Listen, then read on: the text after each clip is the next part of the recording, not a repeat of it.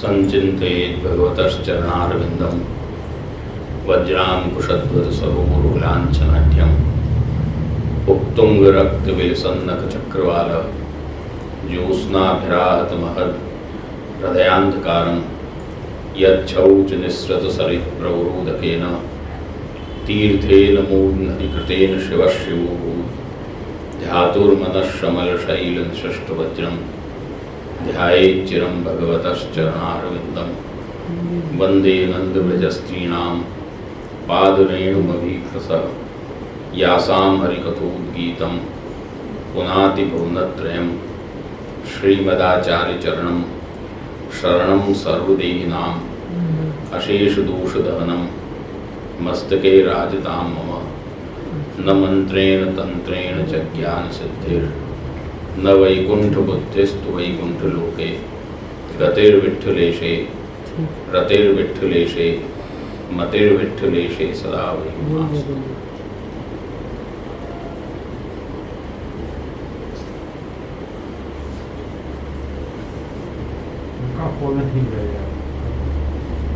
ये जवाब होते हैं। सर्वप्रथम श्री वल्लभ प्रभु के चरणों में वंदन करते हुए उपस्थित समग्र परम भाग्यवान वैष्णवजन, आज अपने इस वैष्णव सदाचार एवं कर्तव्य का तृतीय और समापन दिवस है। 2 दिन में अपन ने वैष्णव सदाचार एवं कर्तव्य पर चर्चा हुई। आज भी कर्तव्य पर ही चर्चा होगी। उस चर्चा को करने से पूर्व एक बात हमको समझने की आवश्यकता है। थोड़ा आज कठिन भी पड़ सकता है, क्यों वैष्णव कर्तव्य में सिद्धांत से समायोजन करना आवश्यक होता है। कल तक जितने भी विषय बताए गए वो सब एक सामान्य कर्तव्यों का विषय था। मुख्य वैष्णव का जो कर्तव्य है वो मुख्य वैष्णव का ब्रह्म संबंध कंठी और ब्रह्म संबंध ग्रहण करने के बाद मुख्य वैष्णव का कर्तव्य है कि वो भगवत सेवा करे। ये उसका मुख्य कर्तव्य आता है। तो भगवत सेवा वैष्णव करे, उसके लिए भगवत सेवा किसकी करे और उसको किस तरह से समझना है, इस बात को हमको यहाँ जानने की आवश्यकता है। कृष्ण सेवा सदा कार्या, श्री महापुरुष जी आज्ञा करते हैं। मानसी सा परामता चेतस तत्प्रवणम सेवा तत्सिद्धे तनुवित्तजा। तो प्रश्न यहाँ पर मुख्य प्रश्न ये आता है कि सेवा का जो निर्देश है कि सेवा करना है, तो यहाँ पर किस तरह से सेवा करना है और सेवा किसको कहते हैं, इन दोनों बातों को पहले हमको समझने की आवश्यकता है।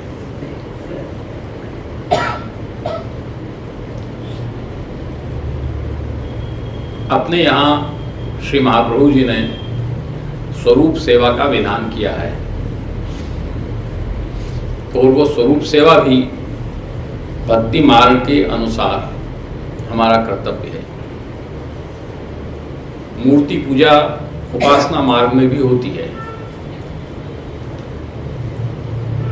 और अपने पुष्टि मार्ग में भी, अपने मूर्ति नहीं कहते हैं, स्वरूप कहते हैं, स्वरूप सेवा अपने यहाँ भी होती है।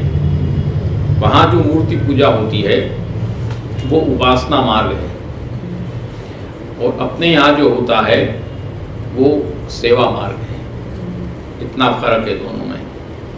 उपासना मार्ग का जहाँ तक सवाल है, वो उपासना मार्ग में जहाँ भी होता है वहाँ पर ब्रह्म का स्वरूप निराकार माना जाता है। निराकार ब्रह्म है ब्रह्म की निराकारता को वो लोग स्वीकार करते हैं। और उसके बाद जो मूर्ति की पूजा होती है वो मूर्ति वहाँ पर उस ब्रह्म के प्रतिनिधि के रूप में, प्रतीक के रूप में वहाँ पर मूर्ति सामने रहती है और उस मूर्ति का विधिवत पूजन प्रतिष्ठापन वगैरह होता है और फिर उसका पूजन अर्चन होता है। आवाहन और विसर्जन, उसका आवाहन होता है और उसका फिर विसर्जन भी होता है। ये उपासना मार्ग की पद्धति है जिसमें ब्रह्म निराकार है, उसका खाली प्रतीक वहाँ पर बैठा दिया जाता है। इसलिए उपनिषद भी स्पष्ट कहते हैं कि तदेव ब्रह्म त्वं विद्धि नेदम यदिदम उपासते। वहाँ पर वो पूजा करने वाले को इस बात को समझना है, ध्यान लेकर के चलना है कि जिसकी मैं उपासना या पूजा कर रहा हूँ वो ब्रह्म नहीं है। जिसकी मैं उपासना या पूजा कर रहा हूँ वो ब्रह्म नहीं है। तदेव ब्रह्म त्वं विद्धि, ब्रह्म तो वही है जो निराकार है, निर्गुण है, ब्रह्म तो वही है। तदेव ब्रह्म त्वं विद्धि न इदम यद उपासते। जो इस समय तू जिसकी उपासना या पूजा कर रहा है वो ब्रह्म नहीं है, वो ब्रह्म का प्रतीक है। ये उपासना मार्ग का ये सिद्धांत है। वो इसीलिए वो मंत्रात्मक मंत्रों के द्वारा उसका आह्वान होता है और मंत्रों के द्वारा ही उसका फिर विसर्जन हो जाता है। पहले भी हम ये बात बता चुके हैं कि आज तुम्हारे घर में शादी है, विवाह है, जो भी कुछ है, तो आए पंडित जी, बैठे, उन्होंने पूजन कराया, एक सुपारी लेकर गणेश जी स्थापित किया, गणपति पूजन हुआ, आह्वान हुआ, करा के फिर उसका विसर्जन हो गया। फिर उस सुपारी का क्या होता है? फिर उस सुपारी का क्या होता है? पंडित जी ले जाते हैं, अपने उपयोग में लेते हैं उसको। तो कहने का तात्पर्य कि वो ब्रह्म नहीं है, केवल प्रतीक रूप में आह्वान करके उसको वहाँ पर स्थापित किया गया और पुनः उसका विसर्जन कर दिया गया। वो तो अपना एक जड़ पदार्थ है, भौतिक पदार्थ है, वो भौतिक पदार्थ है, उसमें आह्वान विसर्जन होकर प्रतीक रूप में हमने उसको पूजन करके अपना कार्य कर लिया, परंतु हम मन में इस बात को जानते हैं कि वो ब्रह्म नहीं है। ये जानकर ही हम उसका आह्वान और विसर्जन कर रहे हैं। तो ये उपासना मार्ग की पद्धति हो गई। अपने सेवा का जहाँ तक प्रश्न है भक्ति मार्ग में, वहाँ पर ये विषय नहीं है, यहाँ तो साक्षात स्वरूप है। इसलिए श्री महाप्रभु जी ने शुद्धाद्वैत ब्रह्मवाद, साकार ब्रह्मवाद, शुद्धाद्वैत साकार ब्रह्मवाद की आपने स्थापना की। जितने भी आचार्य हुए, समग्र आचार्य ब्रह्म को निराकार ही मानते हैं, चाहे वो रामानुज हो, चाहे वो मध्व हो, चाहे वो निम्बार्क हो।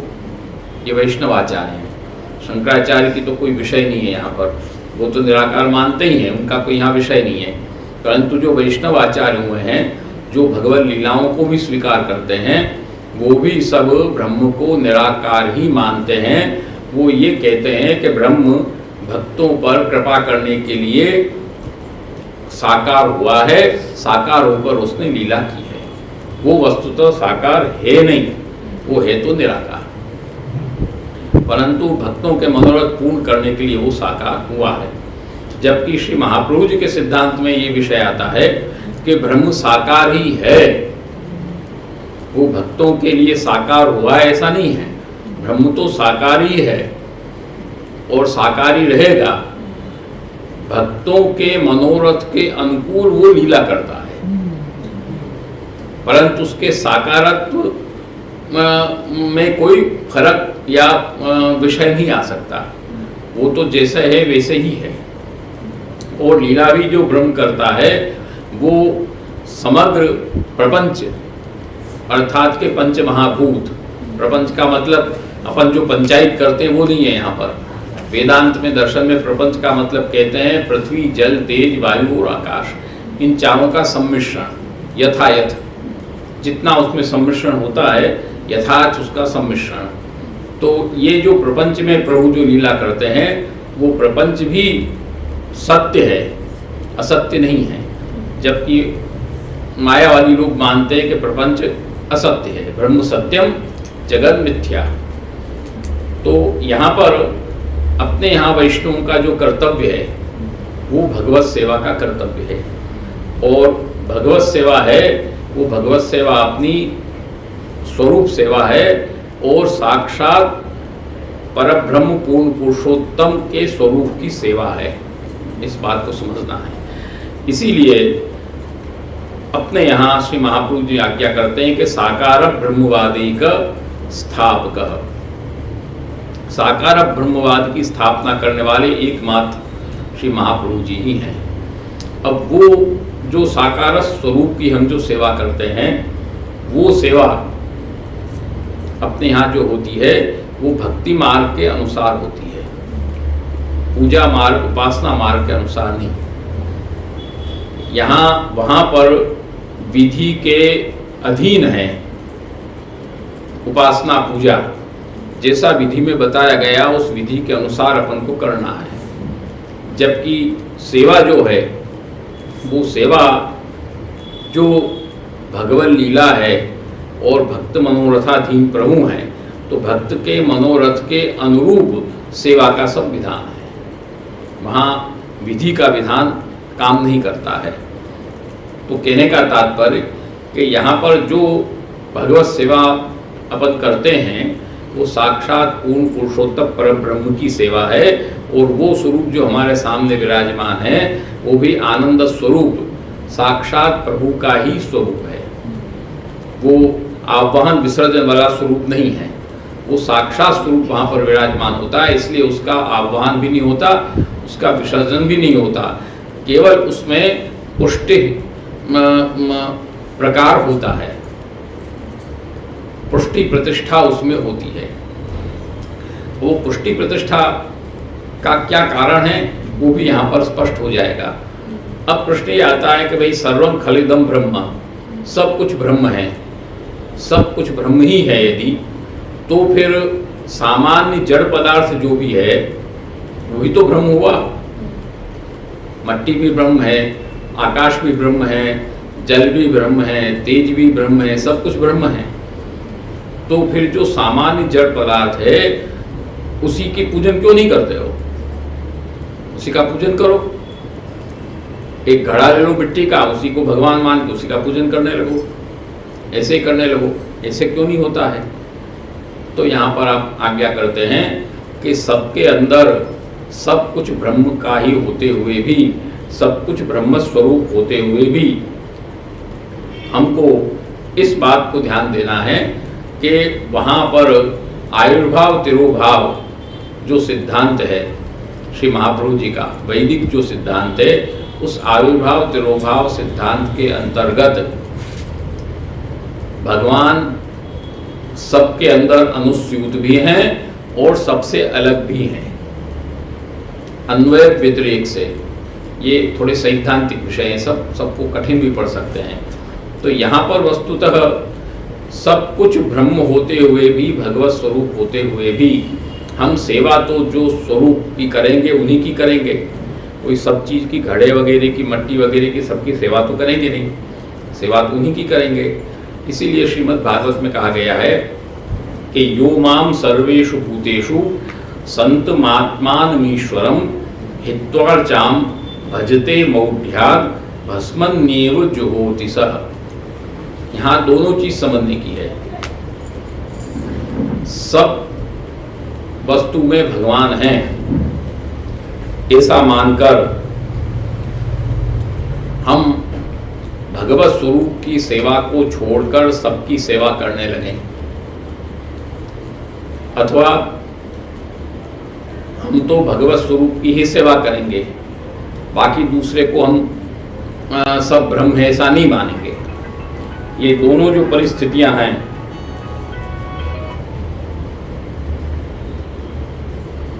ये दोनों परिस्थितियां अपने सिद्धांत से सम्मत नहीं है।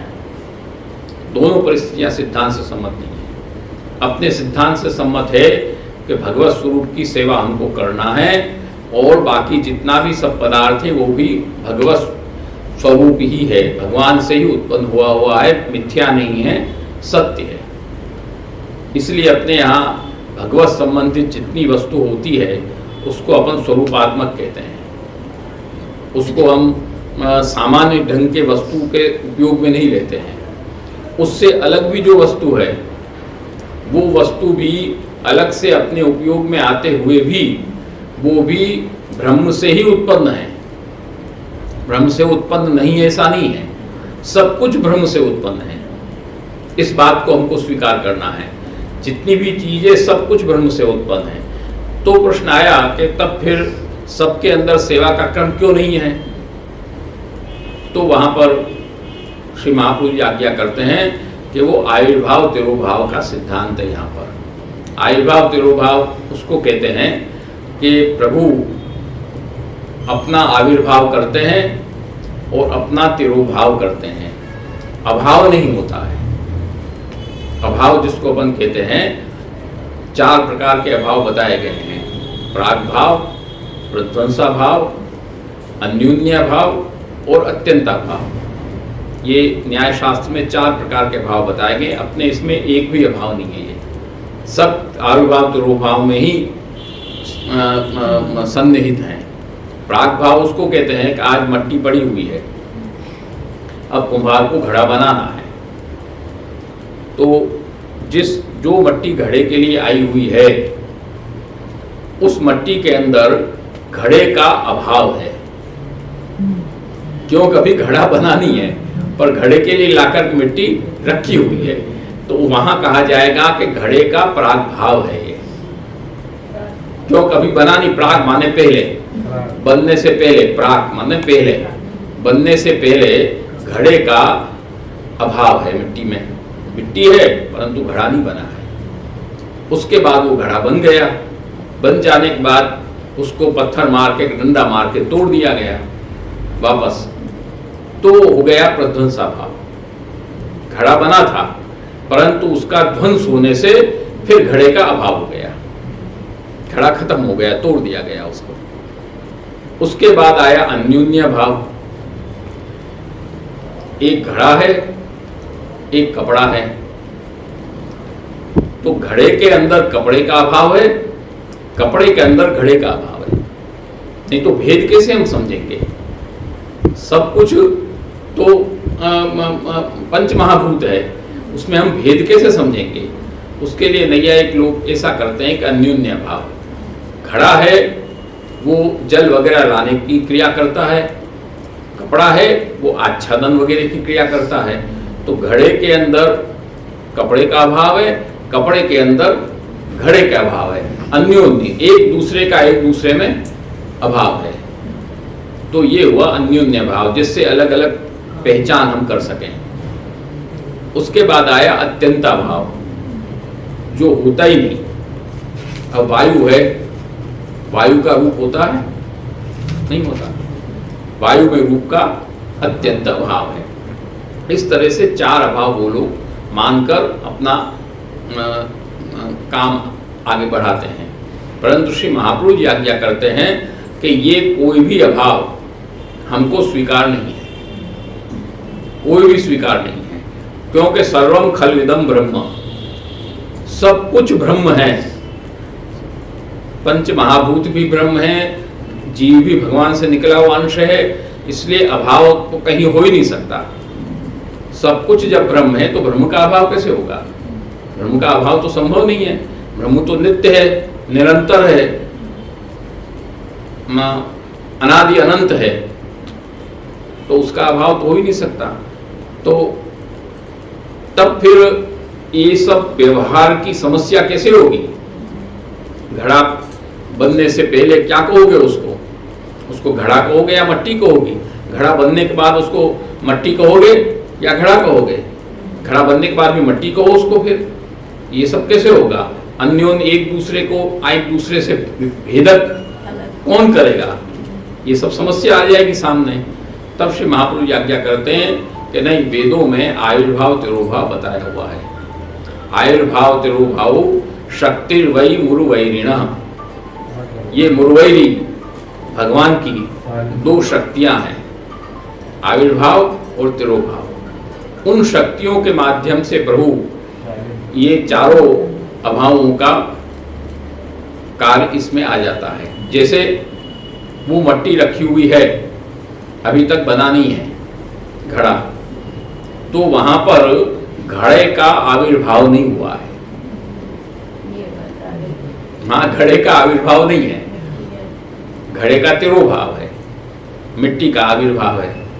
जब उससे घड़ा बन गया तो मिट्टी का तिरोभाव हो गया, घड़े में आविर्भाव हो गया। उसी तरह घड़े को तोड़ दिया गया तो वापस घड़े का तिरोभाव हो गया, मिट्टी का आविर्भाव हो गया। इसी तरह एक दूसरे का जहां विषय आएगा तो घड़ा और कपड़ा, कपड़े में घड़े का तिरोभाव है और कपड़े का आविर्भाव है, कपड़े में घड़े का तिरोभाव है और कपड़े का आविर्भाव है, उसमें उसका है, दोनों का एक दूसरे में आविर्भाव तिरोभाव हो गया। और अत्यंत अभाव कैसे होगा? रूप का तो वायु में तो अत्यंत अभाव है, तो श्री महाप्रभु जगह कहते नहीं, ऐसा नहीं है, वायु का भी रूप है। वायु का रूप कैसे है? मूर्ति रूप में, वायु देवता के रूप में। वायु देवता का पूजन करते हो नहीं करते हो? देवता सब हैं, वायु देवता भी है। जैसे उसका पूजन होता है तो वायु देवता रूप में वायु का भी रूप है, रूप नहीं है बात नहीं है, वो उसके रूप का तिरोभाव है, आविर्भाव नहीं है, रूप उसका भी है। तो इस तरह से आप आविर्भाव तिरोभाव के माध्यम से ये चारों अभावों को इनके अंदर गतार्थ कर देते हैं। ये चारों अभाव आविर्भाव तिरोभाव में गतार्थ हो जाते हैं। क्यों? कि सर्वम खलविदम ब्रह्म, सब कुछ ब्रह्म है, इसलिए सब कोई चीज का अत्यंता भाव कभी हो ही नहीं सकता। तो इसीलिए यहाँ पर भगवत सेवा करने का जहाँ तक प्रश्न आया तो वहाँ पर घट के अंदर भी घट भी ब्रह्म है, ब्रह्म का कार्य है। घट के अंदर भगवान जल आदि लाने के रूप में ही अपना आविर्भाव करते हैं। जलादिक आहरण के कार्य के लिए ही वहां पर घट में आविर्भाव है और पट में उसका तिरोभाव है, पट में आच्छादनादि क्रिया करने के लिए आविर्भाव है, बाकी जलादि आहरण के रूप में तिरोभाव है। इसी तरह प्रध्वंसा भाव और प्राग भाव भी हो जाएगा। इसी तरह प्रभु का जो स्वरूप है, चाहे वो पाषाण का स्वरूप हो, चाहे वो धातु का स्वरूप हो, चाहे वो मृत्तिका का स्वरूप हो, चाहे वो काष्ठ का स्वरूप हो, जो स्वरूप अपन ठाकुर जी का सेवा करने के लिए पधराते हैं, उस स्वरूप की जब पुष्टि प्रतिष्ठा हो जाती है तो पुष्टि प्रतिष्ठा होने के बाद श्रीमद् भागवत के श्लोकों के माध्यम से तब पुष्टि प्रतिष्ठा होने के बाद प्रभु उस स्वरूप के अंदर भगवत सेवा भक्तों के द्वारा कराने के लिए स्वयं अपने स्वरूप का आविर्भाव कर देते हैं। और वो आविर्भाव कर देते हैं, उसके बाद उसका विसर्जन नहीं होता, इसलिए अपने यहाँ विसर्जन नहीं होता। स्वरूप को परिश्रम भी पड़ जाएगा तब भी अपन को उन स्वरूप को अंगराग धरा के विराजाया जाएगा, उसका विसर्जन नहीं होगा। जबकि उपासना मार्ग में, मर्यादा मार्ग में खंडित मूर्ति होती है तो उसको विसर्जन कर देना पड़ता है, दूसरी मूर्ति को वापस रखना पड़ता है। अपने यहाँ ये नहीं होगा, क्योंकि अपने यहाँ तो साक्षात वो आविर्भाव वहाँ पर हुआ है और आविर्भाव होने के बाद उसकी सेवा हमको आनंद से करना है। और वो सेवा करने के साथ साथ वैष्णव का ये भी कर्तव्य है कि सर्वम खलविदम ब्रह्म, इस बात को समझे, समझ के दूसरे जो पदार्थ हैं उन पदार्थों में भी मिथ्या बुद्धि न करे। ये तो मिथ्या है, ये तो माइक है, ये बुद्धि उसको नहीं करना है। और ये भी बुद्धि नहीं करना है कि सर्वम खलविदम ब्रह्म है इसलिए वो भी ब्रह्म है तो हम इसकी पूजा क्यों करें, दोनों एक ही बात है, दोनों की पूजा एक ही बात। ये भी बुद्धि उसको नहीं करना है। क्यों? कि वहां पर सेवा कराने के रूप में पुष्टि प्रतिष्ठा होने के बाद आविर्भाव है, और वहां पर जलादि आहरण के लिए आविर्भाव है, वहां पटादि में आच्छादन के लिए आविर्भाव है। भगवान ने उसी लिए उसी रूप में वहां पर आविर्भाव किया है, इसलिए वो कपड़ा तुम पहन भी सकते हो। वो कपड़ा जीर्ण हो गया तो उसको तुम वो भी खारिज भी कर सकते हो, क्योंकि वो वापस पंच महाभूत में मिल जाएगा। तो इसलिए यहाँ पर जो पुष्टिमार्गी जीव है उसका ये कर्तव्य है, इन दोनों परिस्थितियों से बचकर जो आविर्भाव तिरुभाव की जो आज्ञा है उसी अनुसार अपनी भगवत सेवा को आगे बढ़ावे। यदि ऐसे नहीं बढ़ाता है तो श्रीमद् भागवत में कहते हैं कि हित्वार्चाम भजते मौढ़्यात्, जो मूर्खता से सेवा छोड़कर सब में ब्रह्म मान लेता है, अथवा सेवा करता हुआ दूसरे में ब्रह्म कार्य है ऐसा नहीं मानता है, वो मिथ्या वस्तु ऐसा मानता है मूर्खता से, तो भस्मन्येव जुहोति स, तो वो जैसे आग में हवन होता है, मुख अग्नि का मुख होने के बाद ही हवन होता है, वो अग्नि के मुख नहीं है, और यदि तुम हवन करते हो तो उसका क्या मतलब है?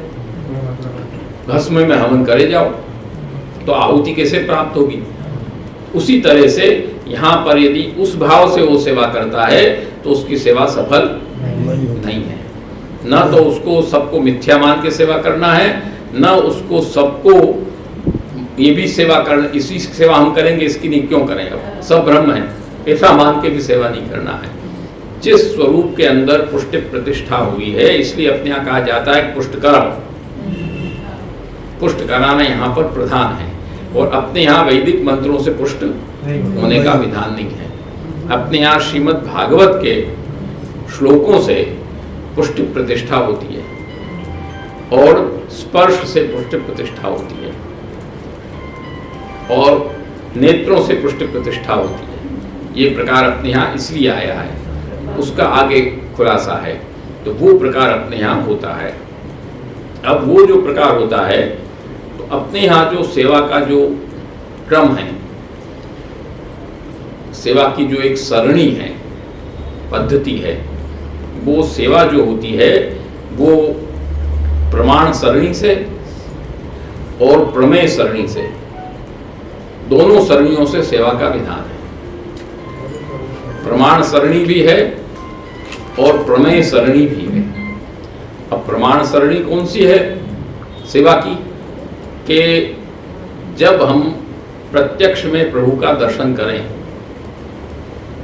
अवतार दशा में प्रत्यक्ष में प्रभु का हम दर्शन करें, और वो दर्शन करके हमको उसके प्रति अनुराग, प्रेम, भाव उत्पन्न हो, और हम उसमें बाद में सेवा करें।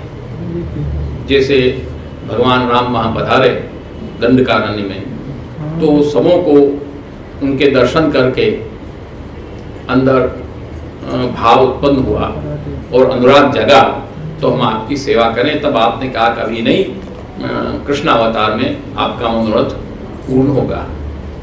इसी तरह अनवतार दशा में भगवत स्वरूप जो विराजमान है, उस भगवत स्वरूप में उसका दर्शन करके अनुराग बढ़े और प्रभु प्रकट दर्शन उसको दे, और उसका भाव उसके अंदर, जैसे गए और श्री जी बाबा के दर्शन किए और दर्शन करते ही वो उनकी एकदम दशा बदल गई। ऐसे कई वार्ता में प्रसंग आते हैं। तो ये अनवतार काल का विषय है, उसमें दर्शन किया साक्षात और उसकी स्थिति और हो गई। तो ये प्रमाण सरणी है। ये प्रमाण सरणी से उसके अंदर भाव बढ़ा है। और प्रमेय सरणी कौन सी है? कि बिना दर्शन करे, ये प्रमेय सरणी है। तो दर्शन नहीं किया है, केवल श्रवण किया है, केवल गुणगान का श्रवण किया है, और गुणगान का श्रवण करके कृष्ण नाम जबते श्रवण सुनोर याली, भूलीरी भवन हो तो भावरी भैरी। सूरदासी का पद आता है, तो वहां पर दर्शन नहीं किया है, उस ब्रज भक्त ने दर्शन नहीं किया है, खाली भगवान का नाम सुना, कृष्ण नाम उसने सुना, खाली गुणगान भी नहीं, खाली कृष्ण नाम जबते श्रवण सुनो रियाली, भूली री भवन, मैं अपना घर बार सब भूल गई, बावरी भईरी। तो वहां केवल भगवत नाम के श्रवण से उसको भाव की जागृति हुई और उसकी दशा बदल गई। तो ये हुई प्रमेय सरणी। उसमें भक्त के सामने स्वरूप नहीं आया है, परंतु केवल नाम आया है। नाम के श्रवण से, प्रमेय बल से प्रभु ने उसके अंदर भाव को जागृत कर दिया। ये प्रमेय सरणी है। तो प्रमाण सरणी और प्रमेय सरणी दो तरह से भाव की जागृति होती है, और भाव की जागृति होने के बाद वो सेवा में जीव लगता है। तो दो सरणी इसके अंदर प्राप्त हुई। अब दोनों सरणियों में, चाहे वो प्रमाण सरणी हो चाहे वो प्रमेय सरणी हो, कोई भी सरणी हो, भाव की जागृति होती है, भाव आता है। तो अपने यहाँ भाव प्रधान है, पुष्टि मार्ग में अपन कहते हैं कि भाव प्रधान मार्ग है। ये भाव प्रधान है। तो ये जो भाव है वो भाव वस्तुतः भगवत स्वरूप का भाव है, चाहे वो प्रमेय सरणी से हो, जैसे रुक्मिणी जी, श्रुत्वा गुणान भुवन सुंदर शृण्वताम ते निर्विश्य कर्ण विवरे हृतुंग तापम। केवल सुना, भगवान के गुण सुने, सुनकर उनको भगवान में प्रेम हो गया, बस तुरंत उन्होंने दूत को भेज दिया। उन्होंने दर्शन नहीं किए थे ठाकुर जी के। तो यहाँ केवल सुन से ये प्रमेय सरणी है। तो इस तरह से वहाँ पर चाहे प्रमेय सरणी हो चाहे प्रमाण सरणी हो, भाव की, प्रेम की जागृति होती है दोनों में। और वो प्रेम की जो जागृति होती है वो भाव है, भाव की जागृति होती है। भाव किसको कहते हैं? तो शास्त्र कहता है रतिर् देवादि विषयो भाव। भाव जब होगा तो रति ही, देवादि विषय, पुरुष विषयक नहीं, इसको समझ देखा है। देवादि विषयो रति भाव, पुरुष विषयक होगी तो वो जिसको कहता है वो निषिद्ध हो जाएगी। वो देवादि विषयक है, प्रभु विषयक जो रति है वही भाव है। और वो भाव प्रमाण सरणी से हो चाहे प्रमेय सरणी से हो, वो भाव जब जागृत होता है, वो भाव जब हृदय में आता है, तब भगवत सेवा का प्रश्न सामने आता है। और वो उसी सेवा के लिए श्री महाप्रभु जी आज्ञा करते हैं कि कृष्ण सेवा सदा कार्या। ये वैष्णव का प्रथम कर्तव्य है कि भगवत सेवा वो करे। अब ये जो भाव है, ये जो भक्ति है, भाव शब्द वाची जो भक्ति है, ये भाव अपने यहाँ कितने प्रकार के हैं? देखो, रति सब में है। रति मार्ग, रतिपथ श्री महाप्रभु जी ने प्रकट किया, ये सब में है। रति नहीं होगी तो भाव कहाँ से होगा? रति सब में है, परंतु भाव अलग अलग है। अब जैसे पुत्र भाव, तो वहां भी तो रति है, स्थायी भाव रति वहां भी है, वात्सल्य प्रेम है।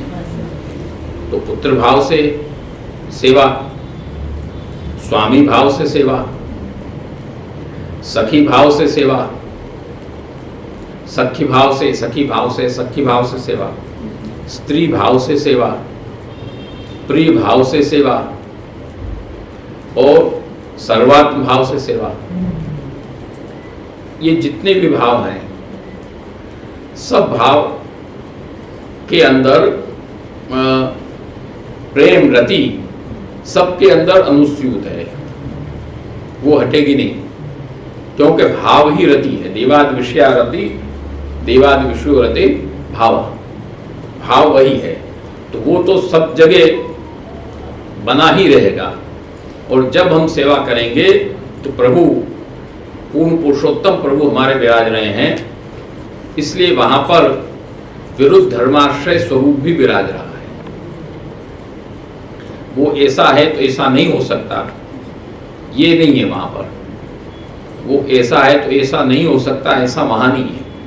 वहां तो दोनों एक साथ हैं। ये सामर्थ्य है प्रभु का कि सब चीज एक साथ है। वो यहाँ भी है, वहां भी है। जैसे आकाश यहाँ भी है, विदेश में भी है, आकाश सब जगह है। तो आकाशवत व्यापकम ही ब्रह्म मायांश वेष्टितम, श्री महाप्रभु जी निबंध में आज्ञा करते हैं, वो सब जगह है। आकाश यहाँ अंदर भी है, बाहर भी है। आकाश तुम्हारे कान के अंदर भी है, शष्कुल्यावच्छिन्न भी है, घटावच्छिन्न भी है, मठावच्छिन्न भी है और महाकाश भी है। आकाश सब जगह है, वो कहीं नहीं है ऐसा तुम नहीं कह सकते। एक घड़ा है छोटा सा, उसमें भी आकाश है। आकाश मतलब अवकाश, खाली जगह, वो उसमें भी है, बाहर भी है, तुम्हारे रूम में भी है, मकान में भी है, तुम्हारे कान के अंदर भी है, सब जगह आकाश है। तो इसी तरह ब्रह्म भी सर्वत्र सब जगह एक साथ एक ही रूप से सब जगह स्थित है। यही विरुद्ध धर्माश्रय स्वरूप है। जैसे भगवान ने विवाह किया 16,000 कन्याओं से, 16,000 कन्याओं से विवाह किया। मान लो 10-10 मिनट में भी विवाह हो, एक विवाह, तो कितना दिन लगे, कितना टाइम लगे? नहीं, विचार करो, 10-10 मिनट में भी एक विवाह में लगे कम से कम, तो कितना समय लग जाए? तो 10 ऐसा नहीं, 1,60,000 मिनट हो गए। ऐसा नहीं है। प्रभु सर्व समर्थ है, वो प्रभु है। आता है नाम सर्वोत्तम में प्रभु, प्रभु भी आता है। श्री महाप्रभु जी का, श्री गोसाई जी का भी नाम आता है प्रभु। हाँ, प्रभु नाम आता है। प्रभु का मतलब सामर्थ्यवान, प्रकर्षेण विभो, सामर्थ्यवान है। प्रभु ने विवाह किया, प्रभु का विवाह हुआ, तो कोई एक एक भिन्न भिन्न विवाह नहीं हुए हैं, एक साथ समग्र एक ही मुहूर्त था। एकस्मिन्नेव मुहूर्ते नाना गानेषु तास्त्रेय, श्रीमद् भागवत में आता है। एक ही मुहूर्त निकला था, उसी मुहूर्त में सब के प्रांगण में अलग अलग ठाकुर जी विराजे एक साथ, और सब जगह एक साथ उनके माता पिता और ठाकुर जी के माता पिता भी रहे, वो भी सब एक साथ रहे हैं, और कराने वाले भी सब एक साथ रहे हैं। सब जगह वो नहीं रहे ऐसी बात नहीं है, सब जगह रहे हैं और वहां विवाह हुआ है। वो विवाह कैसे हुआ? सामर्थ्य, प्रभु का वो सामर्थ्य है कि स्वयं भी इतने स्वरूप किए और अपने माता पिता विवाह कराने वालों का भी इतना स्वरूप किया, सब जगह एक साथ विराज कर विवाह हुआ। तो ठाकुर जी विरुद्ध धर्माश्रय हैं, वो सब कुछ कर सकते हैं। 1 मिनट में सृष्टि भी कर सकते हैं, 1 मिनट में प्रलय भी कर सकते हैं। अब अभी ये हो रहा है, ये प्रलय और क्या है? ये प्रलय तो है। आज कौन समझ पा रहा है? भौतिक विज्ञान सब फेल हो रहा है। आज तक वो ये भी नहीं समझ पाया कि इसका निदान क्या है, ये रोग कैसे होता है और इसकी दवा क्या है और इसका पीरियड क्या है, कब ये होगा कब नहीं होगा, कैसे लग जाता है, कुछ नहीं। कोई भी फाइनल स्थिति आज नहीं है, और कब होगी कि नहीं होगी प्रभु जाने। तो ये भौतिक विज्ञान सब फेल है। वहां तो प्रभु अलौकिक स्वरूप हैं, विरुद्ध धर्माश्रय स्वरूप हैं। आज महाभारत में विराट स्वरूप का दर्शन कराया आपने 2 बार। एक बार शांति दूत बन के पधारे दुर्योधन की सभा में, तब दर्शन कराया, और एक बार उपदेश अर्जुन को गीता का उपदेश दिया रणभूमि में कराया। तो दोनों समय आपने जब विराट स्वरूप का दर्शन कराया, तो विराट स्वरूप में जो जितने सब सामने खड़े थे वो सब भगवान के दांतों में फंसे हुए थे। लेली से ग्रसमानस समन्ता लोकान समग्रान वदनई ज्वलत भी तेजो विरापूर जगत समग्रम भासस्त उग्रा प्रतिबंध विष्णु। इसलिए तो कहा कि अर्जुन तू नहीं मार रहा है इनको, कालस्वरूप से दर्शन हुए। वहां प्रभु ने कालस्वरूप से दर्शन किए। जो आज हो रहा वो क्या है? कालस्वरूप ही है। प्रभु का कालस्वरूप तो ही और है क्या? वहां कालस्वरूप से दर्शन किए। मयि वेते निहितान पूर्वमेव निमित्त मात्रम भव सब पिशाचन। ये तो पहले ही मार दिए गए मेरे द्वारा। अधर्म मार्ग पर जो चला वो मार दिया गया, वो मर गया, वो जिंदा नहीं है। प्रभु ने पहले ही उसको मार दिया। अब तो खाली खंभे खड़े हैं, खाली तुझे धक्का देना है, बस खंभे गिर जाएंगे। खाली खंभे खड़े हैं और कुछ नहीं है। आजकल ये स्थिति सब बन रही, क्या स्थिति बन रही है? पूरे भारतवर्ष में गोहत्याएं हो रही है, गोवध भयंकर हो रहा है, कितनी गंदगी से काम हो रहा। तो अधर्म नहीं तो है क्या? ये सब अधर्म का ही तो परिणाम हम सामने देख रहे हैं, और है क्या? आज प्राचीन समय में कब से इसका विरोध चल रहा था। हमारे पिताश्री ने कितना परिश्रम किया इसमें, जेल तक पधारे, डंडे तक खाए उस समय गोवध विरोध के आंदोलन में। प्रथमेश जी महाराज भी साथ थे उस समय। दिल्ली में गिरफ्तारियां भी हुई, सब हुआ, सब आश्वासन हुए, पर कुछ नहीं। अंत में सब वही, कोई भी सरकार आ जाओ स्थिति वही है। तो आज ये सब अधर्म की तो बात है। तो अधर्म जब हुआ तो पहले ही मर गए। तो भगवान कहते हैं खाली निमित्त तू बन जा, खाली धक्का मारना है तुझे, करना क्या है? तू नहीं मार रहा है, मैं कैसे मारूं इनको? ये मेरे भाई बंधु हैं, ये है, मैं कैसे मारूं? अधर्म होगा। अरे तो पहले ही मरे हुए भैया अधर्म में, इसको कुछ तेरा नहीं है। तो वो भगवान का काल स्वरूप है। तो भगवान का तो सब स्वरूप एक साथ हैं। उसमें उसने विनती की कि आप इस स्वरूप को घबरा रहा हूं मैं दर्शन करके, आप इसका उपसंहार करो। उपसंहार हो गया तुरंत। वो प्रभु तो समर्थ है सब कुछ करने में, सब कुछ एक साथ आप करते हैं। तो पुत्र भाव, सखी भाव, स्त्री भाव और प्रिय भाव, स्वामी भाव, सब ठाकुर जी में एक साथ है। प्रातः काल प्रभु को तुम जगाओगे, अपन जगाते हैं ठाकुर जी को, जगा के बिरा जाते हैं, मंगल भोग अपन धरते हैं। तो यशोदा जी का भाव है, परंतु थाल लेके स्वामी जी पधारते हैं। देखो दोनों भाव साथ आए कि नहीं आए? बहुत सुंदर, बहुत सुंदर। वहां एक वात्सल्य भाव है और कौमार्य भाव है। दोनों भाव एक साथ आए, दोनों भाव एक साथ चला। तो प्रभु के अंदर ये चीज केवल प्रभु में ही संभव है और कहीं संभव नहीं है। इसलिए अपने यहाँ पुष्टि मार्ग में दोनों भाव एक साथ चलते हैं। ये सब भाव एक साथ चलते हैं, कोई भाव इसमें छूटेगा नहीं। ठाकुर जी विराज रहे हैं, यज्ञ पत्नियों का प्रसंग आता है, भूख लगी कि जाओ भाई वहाँ यज्ञ हो रहा, वहाँ से लेके आओ। गोप बालक गए, वहाँ से वो जवाब नहीं दिया। पत्नियों को कहा, पत्नी बेचारी दौड़ के सब सामग्री लेके आई। तो वहाँ पर प्रिय भाव हो गया और गोप बालक को आप जो दे रहे हैं और गोप बालक के साथ आरोग रहे हैं वो सखी भाव हो गया। एक ही समय में दोनों भाव वहां पर विद्यमान है। तो इसी तरह से सब भाव एक ही है, भाव सब जगह है। बात को ध्यान दो, पुत्र भाव, स्त्री भाव, सखी भाव, स्वामी भाव, अपने स्त्री भाव, सब एक है।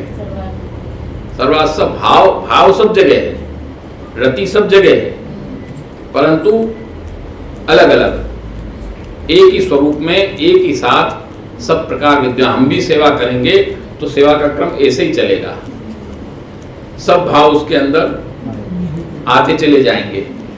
अब ठाकुर जी विराज रहे हैं, सिंहासन में विराजे हैं, तो यशोदा जी की गोद है, नीचे खंड पर आगे तो वहां पर सब खिलौना है, बाल भाव है, गाय हाथी सब लगे हैं। पाट पर खिलौना नहीं लगेगा, पाट पर खाली दाव मरेगा।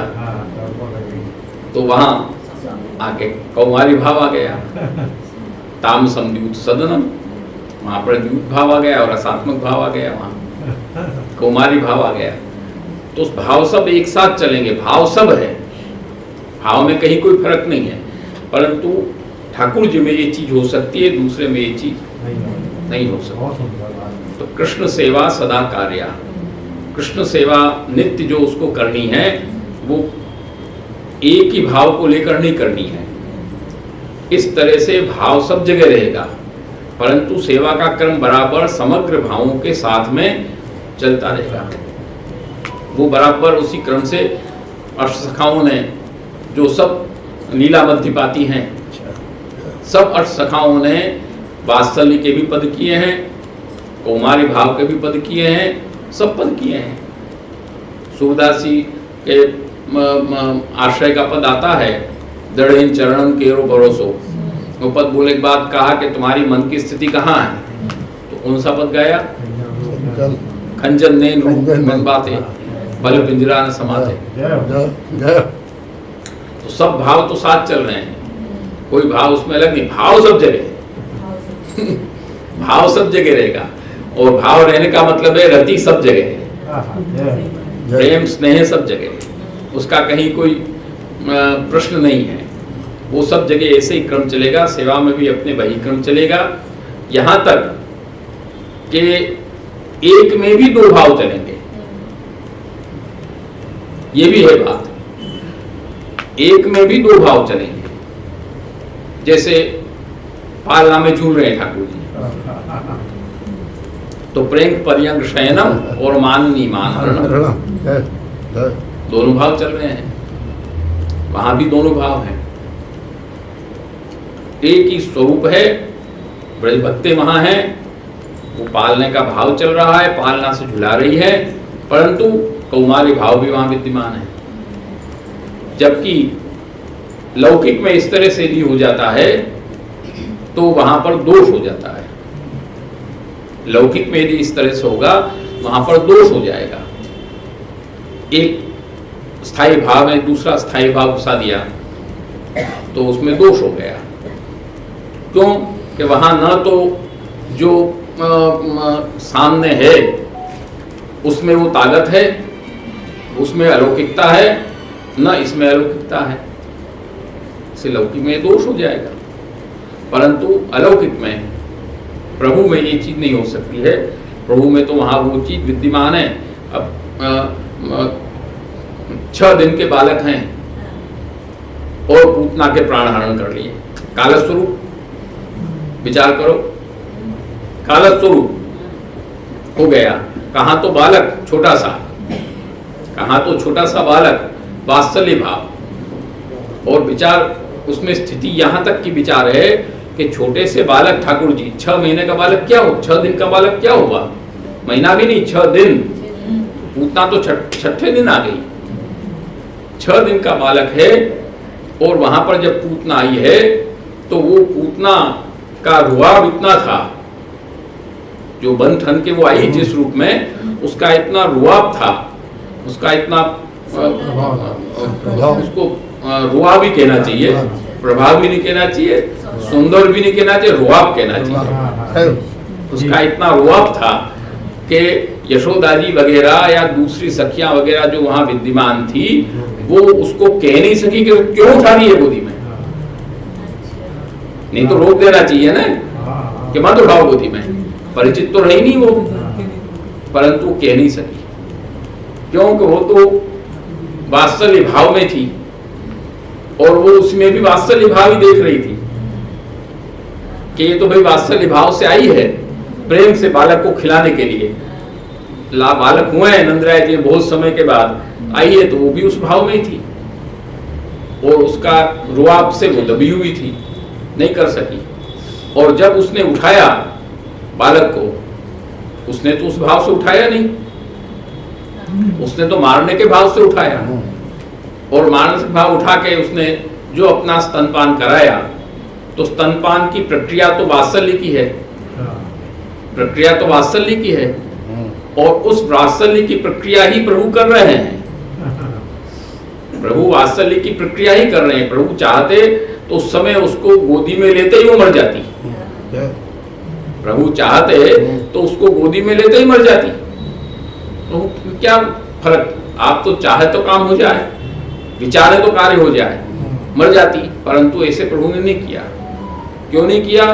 कि उसने सब बालकों को जो स्तनपान करा करा के मारा था, खाली ठाकुर जी पास थोड़ी आई थी, कई बालकों को करती हुई आई थी, तो वहां जो उसने मारा था, तो उन सब का ठाकुर जी ने अपने को भक्त थे, वो सब सखा थे, तो उनके जो प्राण खींच खींच के उसने निकाले थे, वही तरह से भक्त विरोध किया था उसने, इसलिए यहां भी उसी तरह से भगवान ने उसको दंड दिया, उसके भी प्राण खींच के निकाले।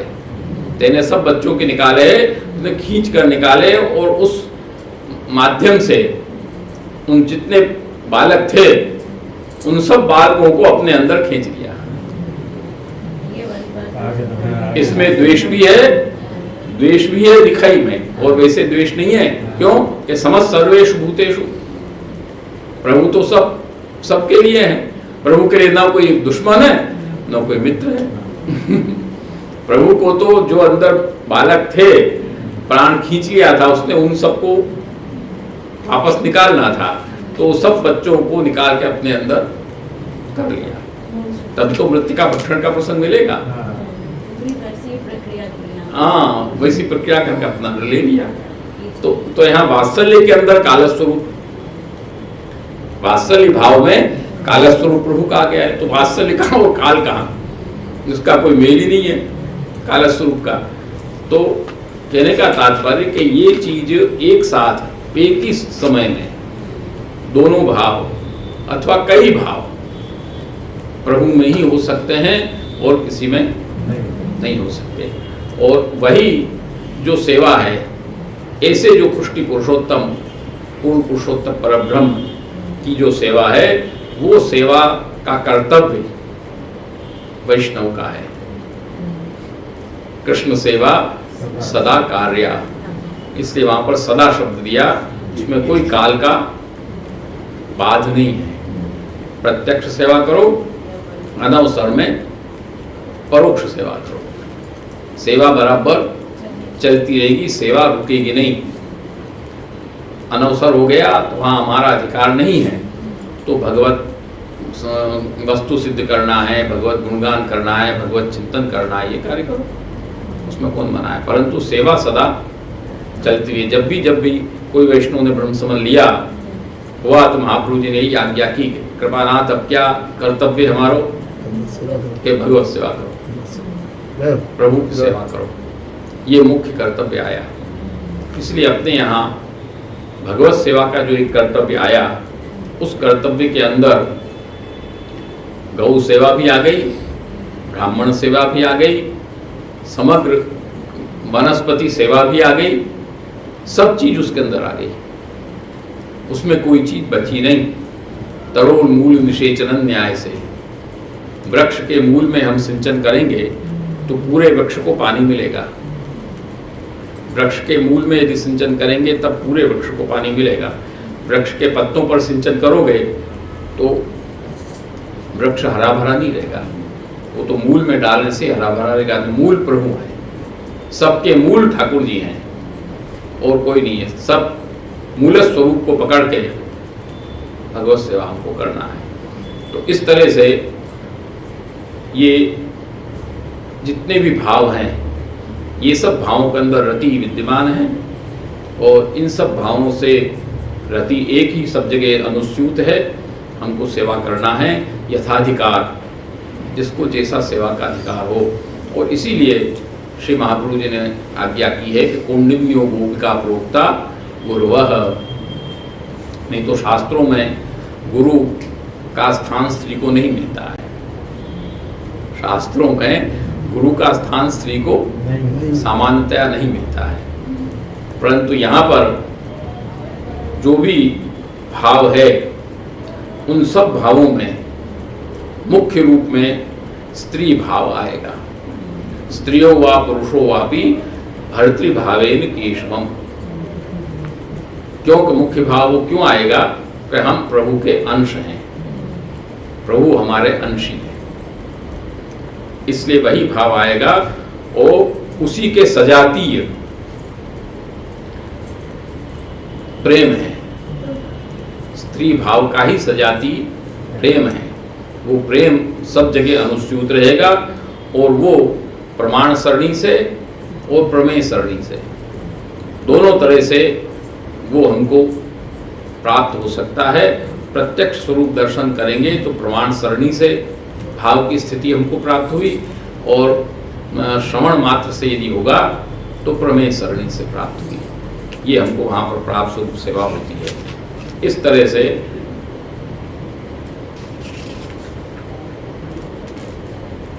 और इसीलिए शास्त्रों में बात कही गई कि परम ब्रह्मई तद्यो ध्यायति रसति भजति सोमृतो भवति।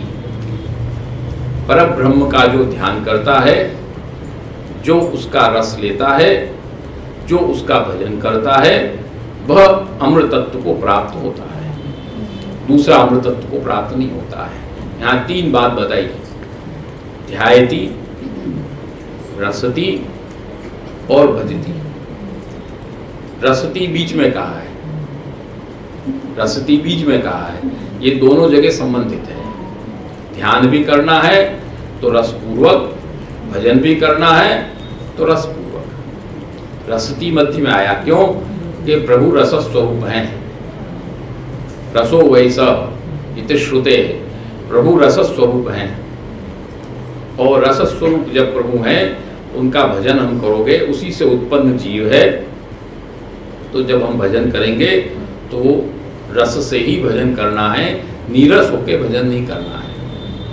ध्यान भी हमको करना है, भगवत ध्यान भी, तो ध्यान जाएगा तुम्हारे विप्रयोग में, ध्यान जाएगा विप्रयोग में, और भजन जाएगा संयोग में। न बिना विप्रयोगेण संयोग पुष्टिमर्हति।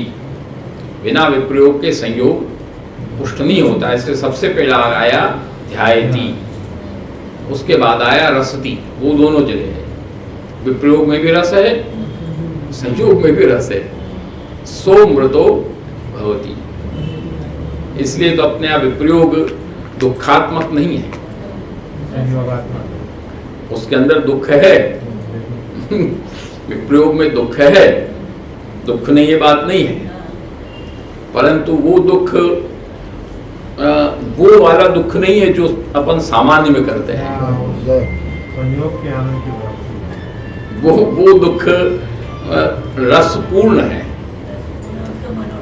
हाँ, उसके अंदर रसपूर्ण दुख है। वो कष्ट जब होता है, पहले भी हम ये बात बता चुके हैं, जैसे पैर में कांटा लगा तो कष्ट हुआ।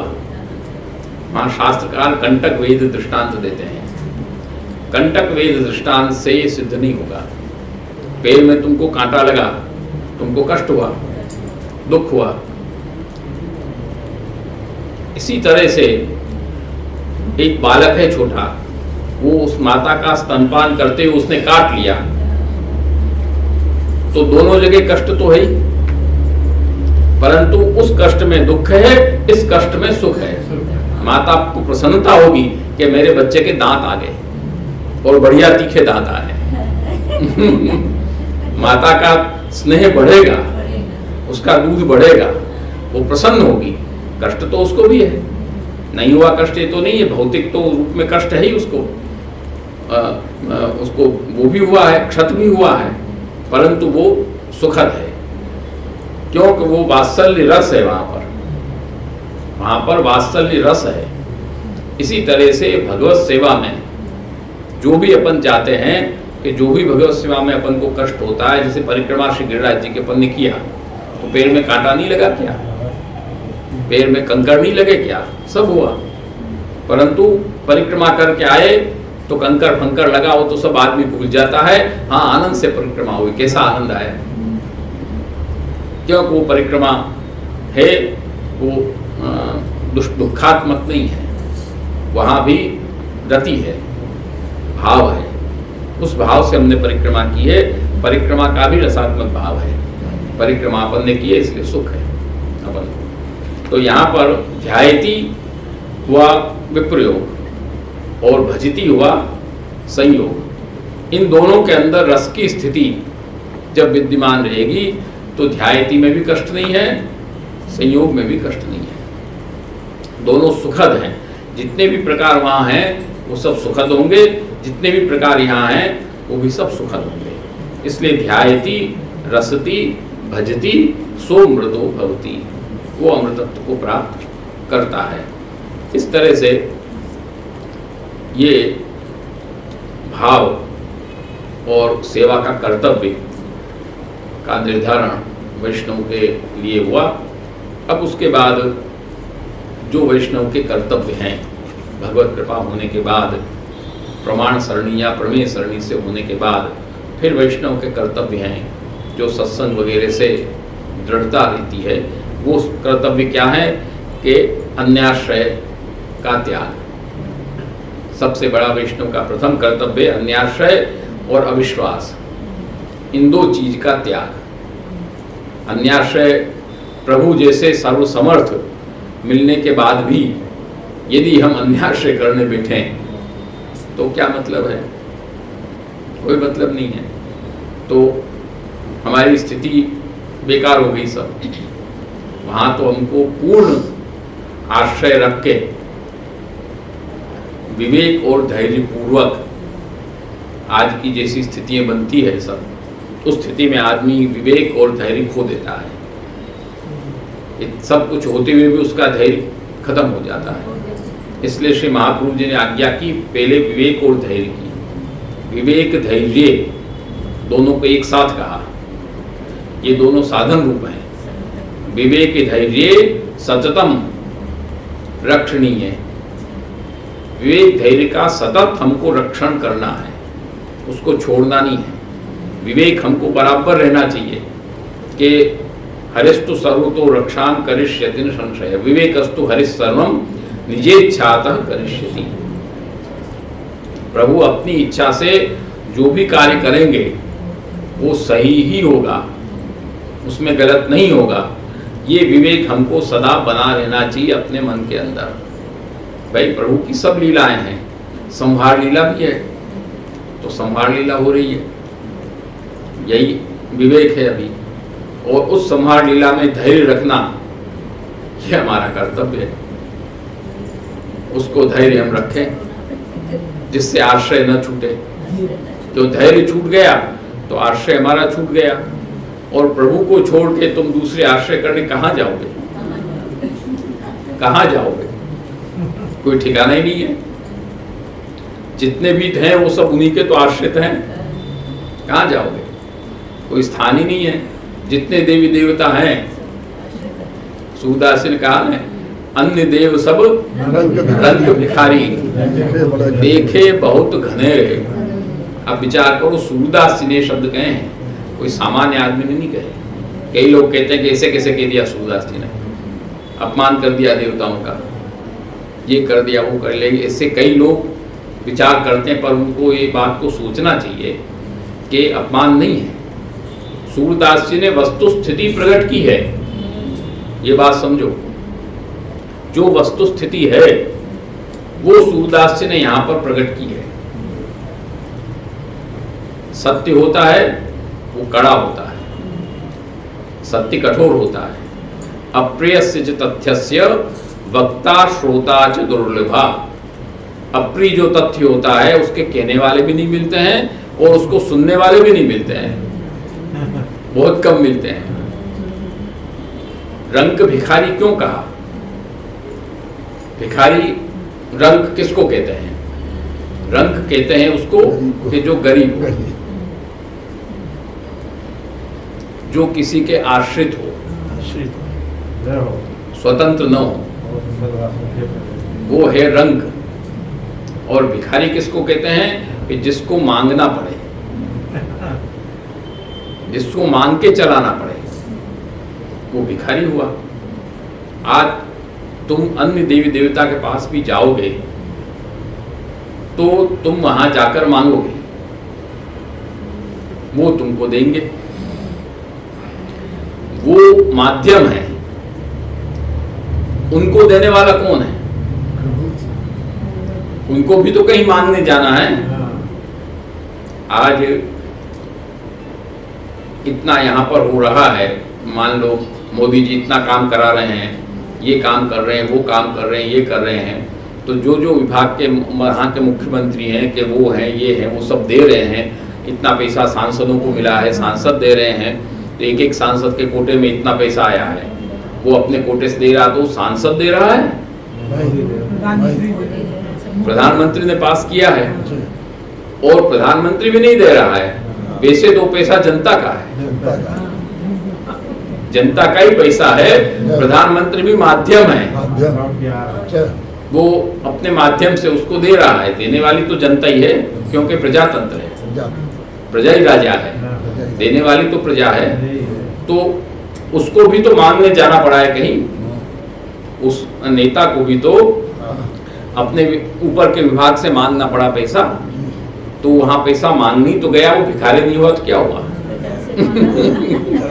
भिखारी तो हुआ, उसको भी मांगने जाना पड़ेगा। अब भोगस शिवेन मोक्षस्तु विष्णुनेति विनिश्चय, भगवान शंकर से भोग की कामना पूरी होती है, भगवान शंकर देते हैं वरदान। तो भगवान शंकर को कोई वरदान भोग देने की जो सामर्थ्य है, वो तो वहीं से मिलती है जो सुप्रीम पावर है, वहीं से तो मिलेगी, बाकी कहीं से मिलेगी नहीं। तो जब वस्तुतः स्थिति में तथ्य रूप में अपन देखेंगे तो भगवान शंकर को भी तो मांगने जाना पड़ा, वो मांग कर लाए, उसमें से दिया। तो भिखारी सूरदास ने इसलिए तो कहा, और देव सब रंग भिखारी, देखे बहुत घनेरे, भले बुरे सो तेरे। तो प्रभु भगवान श्री कृष्ण एको देवो देवकी पुत्रेव, मंत्रोप्येकस् तस्य नामानि यानि, कर्माप्येकम तस्य देवस्य सेवा। प्रभु पूर्ण पुरुषोत्तम परब्रह्म जो है, वहीं से सबको दिया जाता है। सबके हाथ उसके पास ऐसे ही हैं, किसी का हाथ यूं नहीं है, सबके हाथ ऐसे ही है। वो वहां से वो यूं करके लाता है, वो तुम्हारे हाथ में यहाँ ला करके यूं हाथ में दे देता है। वो भी हाथ तो यूं ही करके लाता है, केवल यूं हाथ तो ठाकुर जी का ही है। वो प्रभु का हाथ यूं करने की शक्ति केवल श्री महाप्रभु जी के सिद्धांत में है। जो सबका दाता है, सबको देने वाला है, वो यशोदा जी के सामने यूं हाथ करके खड़ा होता है, दूसरे के सामने नहीं, कोई देवी देवता के सामने नहीं, श्री यशोदा जी के सामने वो यूं हाथ करके खड़ा होता है। ब्रज भक्तों के सामने यूं हाथ करके खड़ा होता है दान देने के लिए। वो सामर्थ्य केवल श्री महाप्रभु जी में है। वो व्रति भाव, व्रति देवादि विषया, ये जो प्रेम भाव है, स्नेह भाव है, उस भाव के अधीन होकर ये यथा माम प्रपद्यन्ते तांस तथैव भजाम्यहम्। प्रभु वहां सबके दाता होते हुए भी यहाँ आदाता है। तो ये सामर्थ्य केवल इनमें ही है। जो हमने एक प्रसंग बताया ना कि एक सन्यासी जी थे, पहले भी हम बता चुके हैं, एक जोधपुर का प्रसंग है।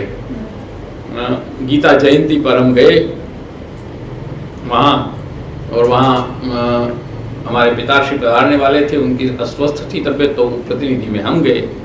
वहाँ बैठे तो वहाँ एक सन्यासी, नाम लेने का मतलब नहीं है, एक सन्यासी जी बोले कि ब्रह्म सब चर्चा करने के बाद, ज्ञान की बातें करने के बाद, कि ये पुष्टि मार्गी तो ऐसे होते हैं कि ब्रह्म को भी सुला देते हैं। ये तो ब्रह्म को भी सुला देते हैं। ब्रह्म कभी सोता है? ब्रह्म जिस दिन सो जाएगा उस दिन तो प्रलय हो जाएगा। वो तो नित्य जागृत है, वो सोता ही नहीं है। ये पुष्टि मार्गी उसको भी सुला देते हैं। तो उस समय तो बोल गए, हमने भी सुन लिया बैठे बैठे। हमारा नंबर आएगा तब हम जवाब देंगे। जब हमारा नंबर आया तो हमने कहा तो पहले तो आपने जिस व्यंग्य के लहजे में व्यंग्य मारते हुए जो आपने प्रश्न किया, उसी लहजे में हम पहले आपको जवाब दे दें, सैद्धांतिक जवाब बाद में देंगे। मेरे को आपने जो कहा बिल्कुल सही कहा। पुष्टि मार्गीय भक्त में ही वो सामर्थ्य है कि वो पूर्ण पुरुषोत्तम परब्रह्म को भी सुला सकता है। ज्ञानियों में दम नहीं है, ज्ञानी में सामर्थ्य नहीं है, ज्ञानी नहीं सुला सकता, चाहे कितना भी बड़ा ज्ञानी हो जाए। ये उसी में सामर्थ्य है, भक्त में ही सामर्थ्य होता है कि भगवान भक्तन ने मोकू नाना भांत नचायो। वो करके ठाकुर जी को ब्रजभक्त भी बना दे, गोपी भी बना दे, जो अपने यहाँ श्रृंगार होते हैं गोपी भाव के, गोपी भी बना ले, ठाकुर जी को गोपी भी बनना पड़े, बांध दे यशोदा जी, बंध जाना पड़े, डंडा धमकावे यशोदा जी, भीर अपियत विभेति, कुंती जी स्तुति कर रहे हैं, गोप्या ददे तो कृताग सिद्धाम तावत याते दृशाशु कलिलांजन संभ्रमाक्ष वक्त्रम निनीय भव भावनया स्थितस्य सामाम विमोहयति भीरपियत विभेति। कुंती जी स्तुति कर रहे हैं, प्रथम स्कंध का है कि हे प्रभु, मुझे आपका वो स्वरूप याद आ रहा है कि जब आपने अपराध किया यशोदा जी का, तो दाम तावत रस्सी लेके यशोदा जी ने आपको बांध दिया, जो नित्य मुक्त है उसको बांध दिया एक रस्सी से, और उसके बाद डंडा लेके धमकाने लगी बांध के। तो स्थिति क्या हुई कि आप रोने लग गए और आपके अश्रु निकले, तो अंजन किए हुए नेत्रों में से अश्रु निकले तो अंजन फैलने लगा आपका। जाते दशाश्रु कलिलांजन संभ्रमाक्ष, एकदम नेत्र भर गए अश्रु में और अंजन बहने लग गया। और वक्त्रम निनीय, नीचा माथा करके, गलती हुई नीचा माथा करके, भय भावनया स्थितस्य, भयभीत होकर के प्रभु यशोदा जी के सामने खड़े हो गए। सामाम विमोहयति, वो आपका जो स्वरूप है वो मुझे मोहित कर रहा है।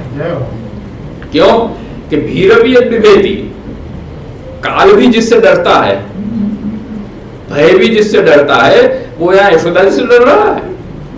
वो आपका स्वरूप मुझे समझ में नहीं आ रहा है कि ऐसा स्वरूप आपका। तो ये उसी में सामर्थ्य है, भक्त में ही सामर्थ्य है कि वो प्रभु को जैसा भी चाहे ऐसा करा सकता है, बाकी और कोई में सामर्थ्य नहीं है। बाकी सैद्धांतिक दृष्टि से अपन देखें, फिर हमने वो भी बताया, सैद्धांतिक दृष्टि से अपन देखें तो प्रभु को हम पोढ़ाते हैं, प्रभु पोढ़ते थोड़ी है, निद्रा थोड़ी प्रभु करते हैं, वो तो नित्य जागृत है। हमारा वहां अधिकार समाप्त हो गया। इसीलिए कितनी भी गर्म पड़े ठाकुर जी को हम चादर उड़ाएंगे, कितना भी गर्म पड़े। आज बहुत ज्यादा गर्मी पड़े तो तुमको चादर भी पसंद नहीं आएगी, बहुत ज्यादा गर्मी पड़ेगी तुम चादर भी फेंक दोगे, परंतु चाहे कितनी भी गर्मी पड़े ठाकुर जी को चादर तो हमको पूरे मस्तक तक, योनि के गले तक, हाँ पूरे मस्तक तक उड़ाकर दबा देना है। खोस देते हैं अपन पूरी दबा के। क्यों? वो आवरण है जो भगवान की माया है, व्यामोहिका और प्राधिका, दो भगवान की जो सेविकाएं हैं, वो आवरण रूप में प्रभु को आवृत कर देती है। अब हमारा वहां अधिकार समाप्त हुआ, अब हमारा अधिकार वहां नहीं है, अब शयन की लीला प्रारंभ हो गई। इससे वहां आया है शयने निधाय,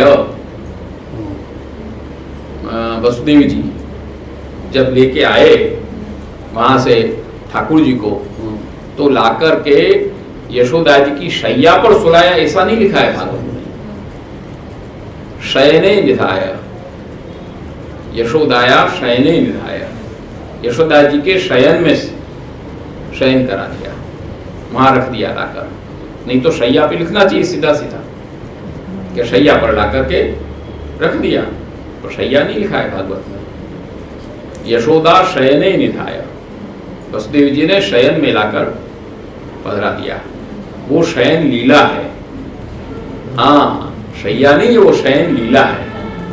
ब्रज में शयन लीला है, इसलिए तो आज भी श्रृंगार होते हैं। गिरिराज जी में जतिपुरा में जाओगे तो शाम को श्रृंगार होते हैं। श्रृंगार सुबह होना चाहिए कि रात को होना चाहिए?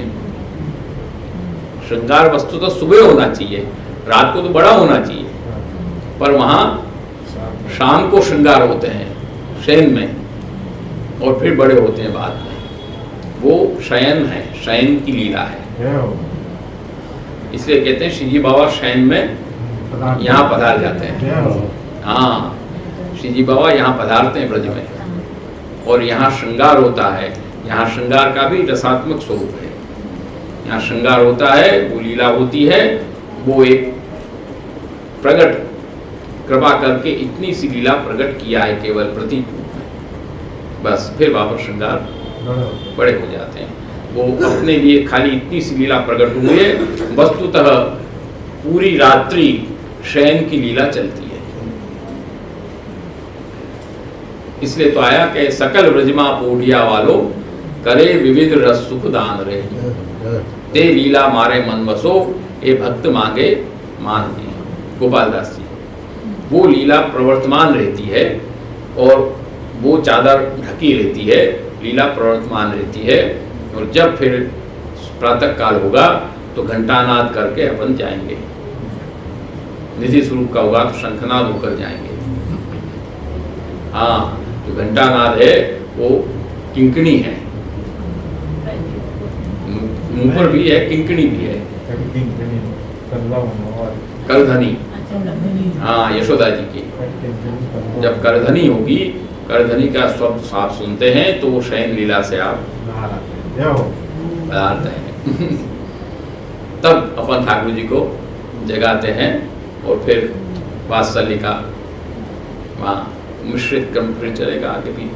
तो इस तरह से ऐसे जो अपने प्रभु हैं उनका आश्रय, जो अपना मूल विषय चल रहा था, आश्रय और विश्वास, ये हमको कभी नहीं छोड़ना है।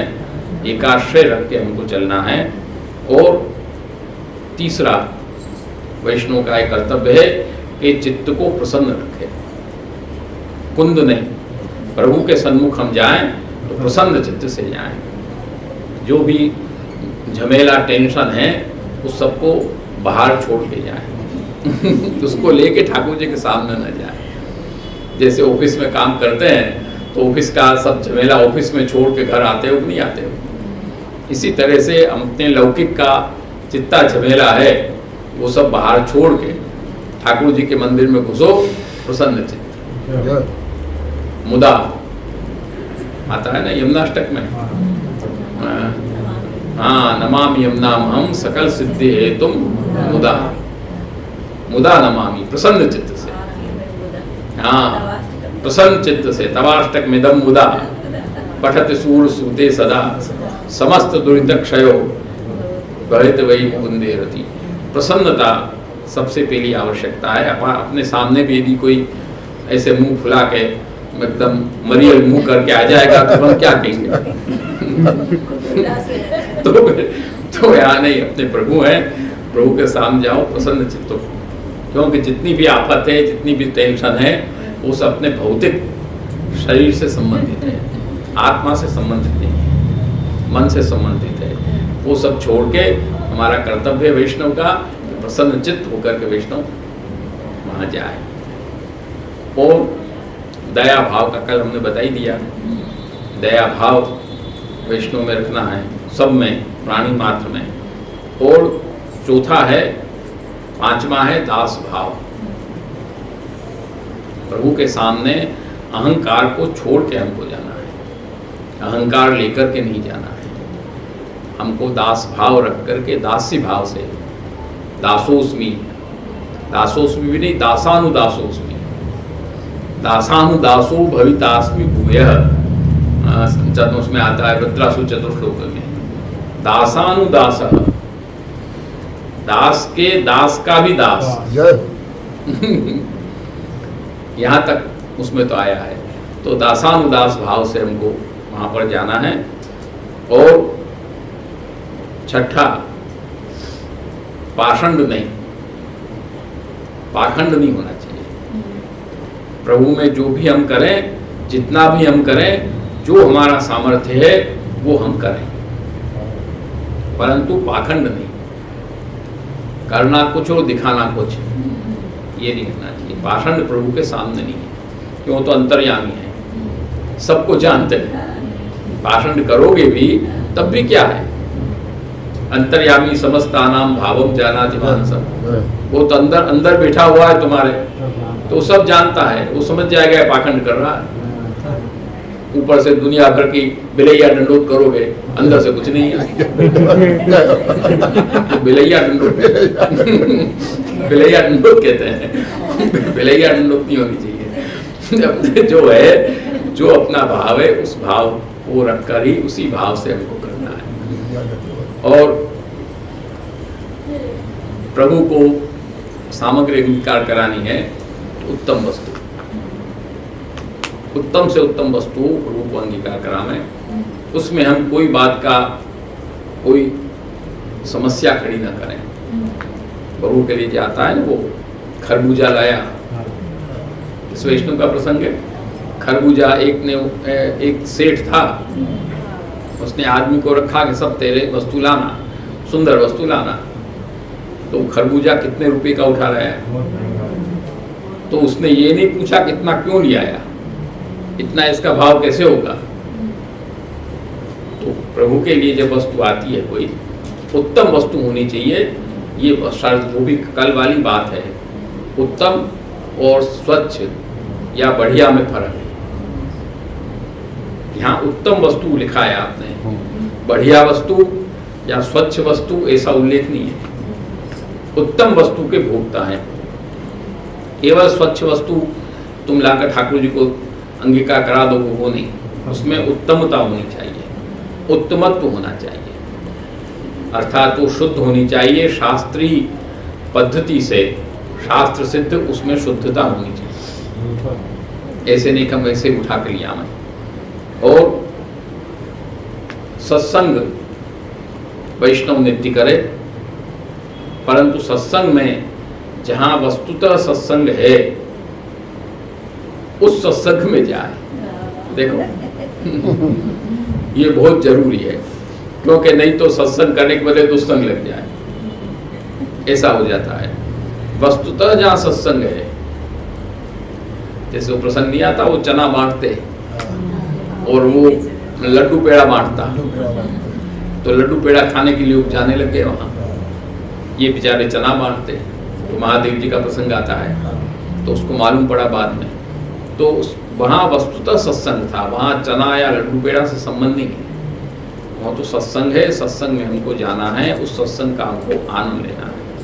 तो वस्तुतः जहाँ सत्संग हो वहाँ हम जाएं। और भगवत सेवा जो है, तो भगवत सेवा श्री महाप्रभु जी की मेड़ और रीत के अनुसार करो।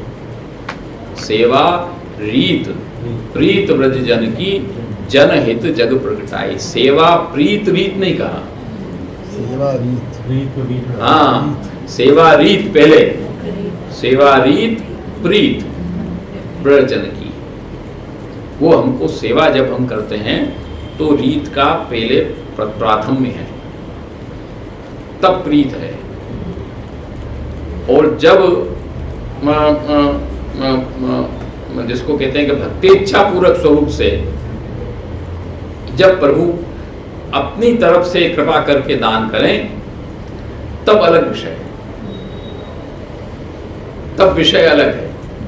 तब रीत होगी कि प्रीत होगी कि क्या होगा, वो तुम्हारा सोचने का विषय नहीं है। वहां तो प्रभु के हाथ की बात है।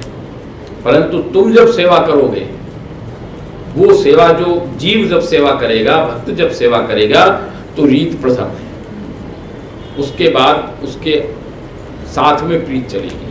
वहां प्रीत की प्राथमिकता नहीं आएगी, प्रीत की प्रधानता है। इस बात को ध्यान दो, प्रीत का प्राधान्य है, परंतु प्रीत का प्राथम्य नहीं है। प्राथम में और प्राधान्य में फर्क है। प्रथम होना और प्रधान होना दोनों में फर्क। जैसे वेद है तो वेद का प्राथम में है, सर्वप्रथम वेद है, परंतु प्राधान्य श्रीमद् भागवत का है। इस तरह से प्रीत का प्राधान्य है, परंतु प्राथम्य तो रीत का है। तो रीत के अनुसार प्रेम पूर्वक हमको सेवा करना चाहिए। उसके बाद अस्मर्पित का त्याग, जो कल अपन प्रसंग आ चुका, अस्मर्पित का त्याग करके हमको भगवत सेवा करनी है। और उसके बाद जो हम भगवत सेवा करें वो अध्ययन के साथ, ये नहीं कि केवल सेवा करें, हमको कुछ उसके पीछे उसका अध्ययन भी होना चाहिए, तब उसका तुम आनंद ले पाओगे। नहीं तो उसका आनंद उतना नहीं ले, आनंद तो मिलेगा ही, आनंद उस रूप से आनंद तो आएगा ही, उसमें कोई सवाल ही नहीं है, परंतु उतना नहीं ले पाओगे। आज ठाकुर जी को हम भोग धरते हैं, आज जो ठाकुर जी पुष्ट कराने पधारा है तो मिश्री भोग क्यों आता है? चाहे तुम्हारे सखड़ी के ठाकुर जी हो, चाहे ठाकुर जी सखड़ी अनसखड़ी के नहीं होते, परंतु अब ऐसे क्रम बोला जाता है, सखड़ी के हो चाहे दूध घर की सेवा हो, पुष्ट के समय तो मिश्री भोग ही आएगा। पवित्रा जब तुम धड़ाओगे तब भी मिश्री भोग ही आएगा, चाहे बड़े से बड़ा आदमी हो चाहे छोटे से छोटा आदमी हो। तो ये जो क्रम है, इस क्रम को जब तक तुम समझोगे नहीं तब तक धड़ दोगे, आनंद भी मिलेगा, परंतु उसका जो वास्तविक आनंद मिलना चाहिए उतना आनंद नहीं मिलेगा। तो अध्ययन के साथ श्री महाप्रभु जी गोसाई जी ने ग्रंथ इसलिए प्रकट किए हैं, जितने भी ग्रंथों का प्रागट्य है भक्तों के लिए ही है। 16 ग्रंथ जितने भी उठा के देख लो, भक्तों के लिए ही प्रकट हुआ है। तो वो इसलिए आपने प्रकट किए कि उस चीज का आनंद भी वो पूर्ण प्राप्त कर सके। और भगवत सेवा जो है वो गुरु आज्ञा से हो। आज्ञेव कार्या सत्यम स्वामी द्रोहो अन्यथा भवेत। अंतःकरण प्रबोध में भी हमने बात खोल के बताई है कि आज्ञेव कार्या, यहाँ गुरु की ही आज्ञा है। और इसलिए अपने यहाँ जो गुरु है वो कौंडिन्यो गोपिका प्रोक्ता गुरु, ठाकुर जी की आज्ञा भी इसमें है। देखो इसमें ठाकुर जी की भी जो आज्ञा है ना, उसको समझो बात को। यहाँ पर श्री महाप्रभु जी ने जो आज्ञा की, कौंडिन्यो गोपिका प्रोक्ता गुरु, अपने यहाँ गुरु कौन है? ब्रज भक्त हैं, बराबर। और सुबोधनी जी में आप गोपी गीत में आज्ञा करते हैं कि स्त्री भावो गूढ़ पुष्टि मार्गे तत्वम, स्त्री भावो गूढ़ पुष्टि मार्गे तत्वम। ये जो गूढ़ स्त्री भाव है वो ही तो गुरु में स्थापित है, वही तो गुरु में स्थापित है श्री महाप्रभु जी में।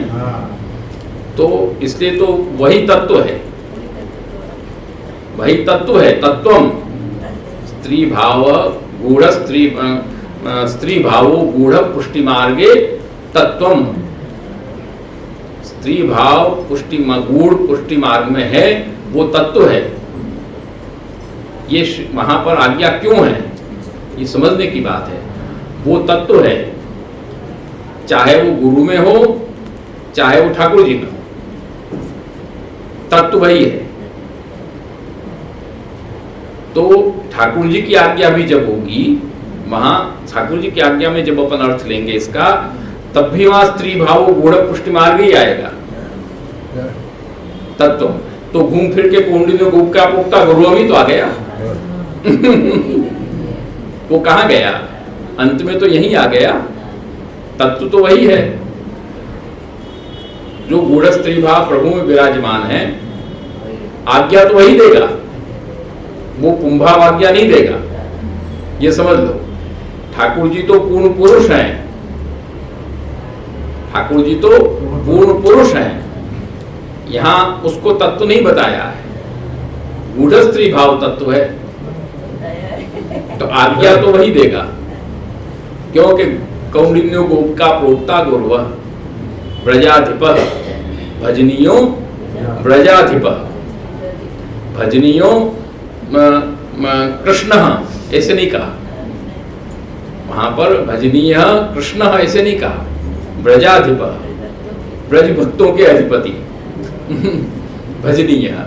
तो ब्रज भक्तों की जो सरणी है, उनकी जो पद्धति है, उसी के अनुसार सेवा होगी। बाकी सरणी तुम दूसरी करोगे तो उपासना पूजा वैदिक मार्ग से करोगे तो भले ही हो, पर यहाँ सेवा पुष्टि मार्ग की सेवा तो होगी तो ब्रज भक्तों की सरणी से ही होगी और दूसरे से नहीं होगी। वो एक गूढ़ तत्व है, वही गुरु में भी वही विद्यमान है।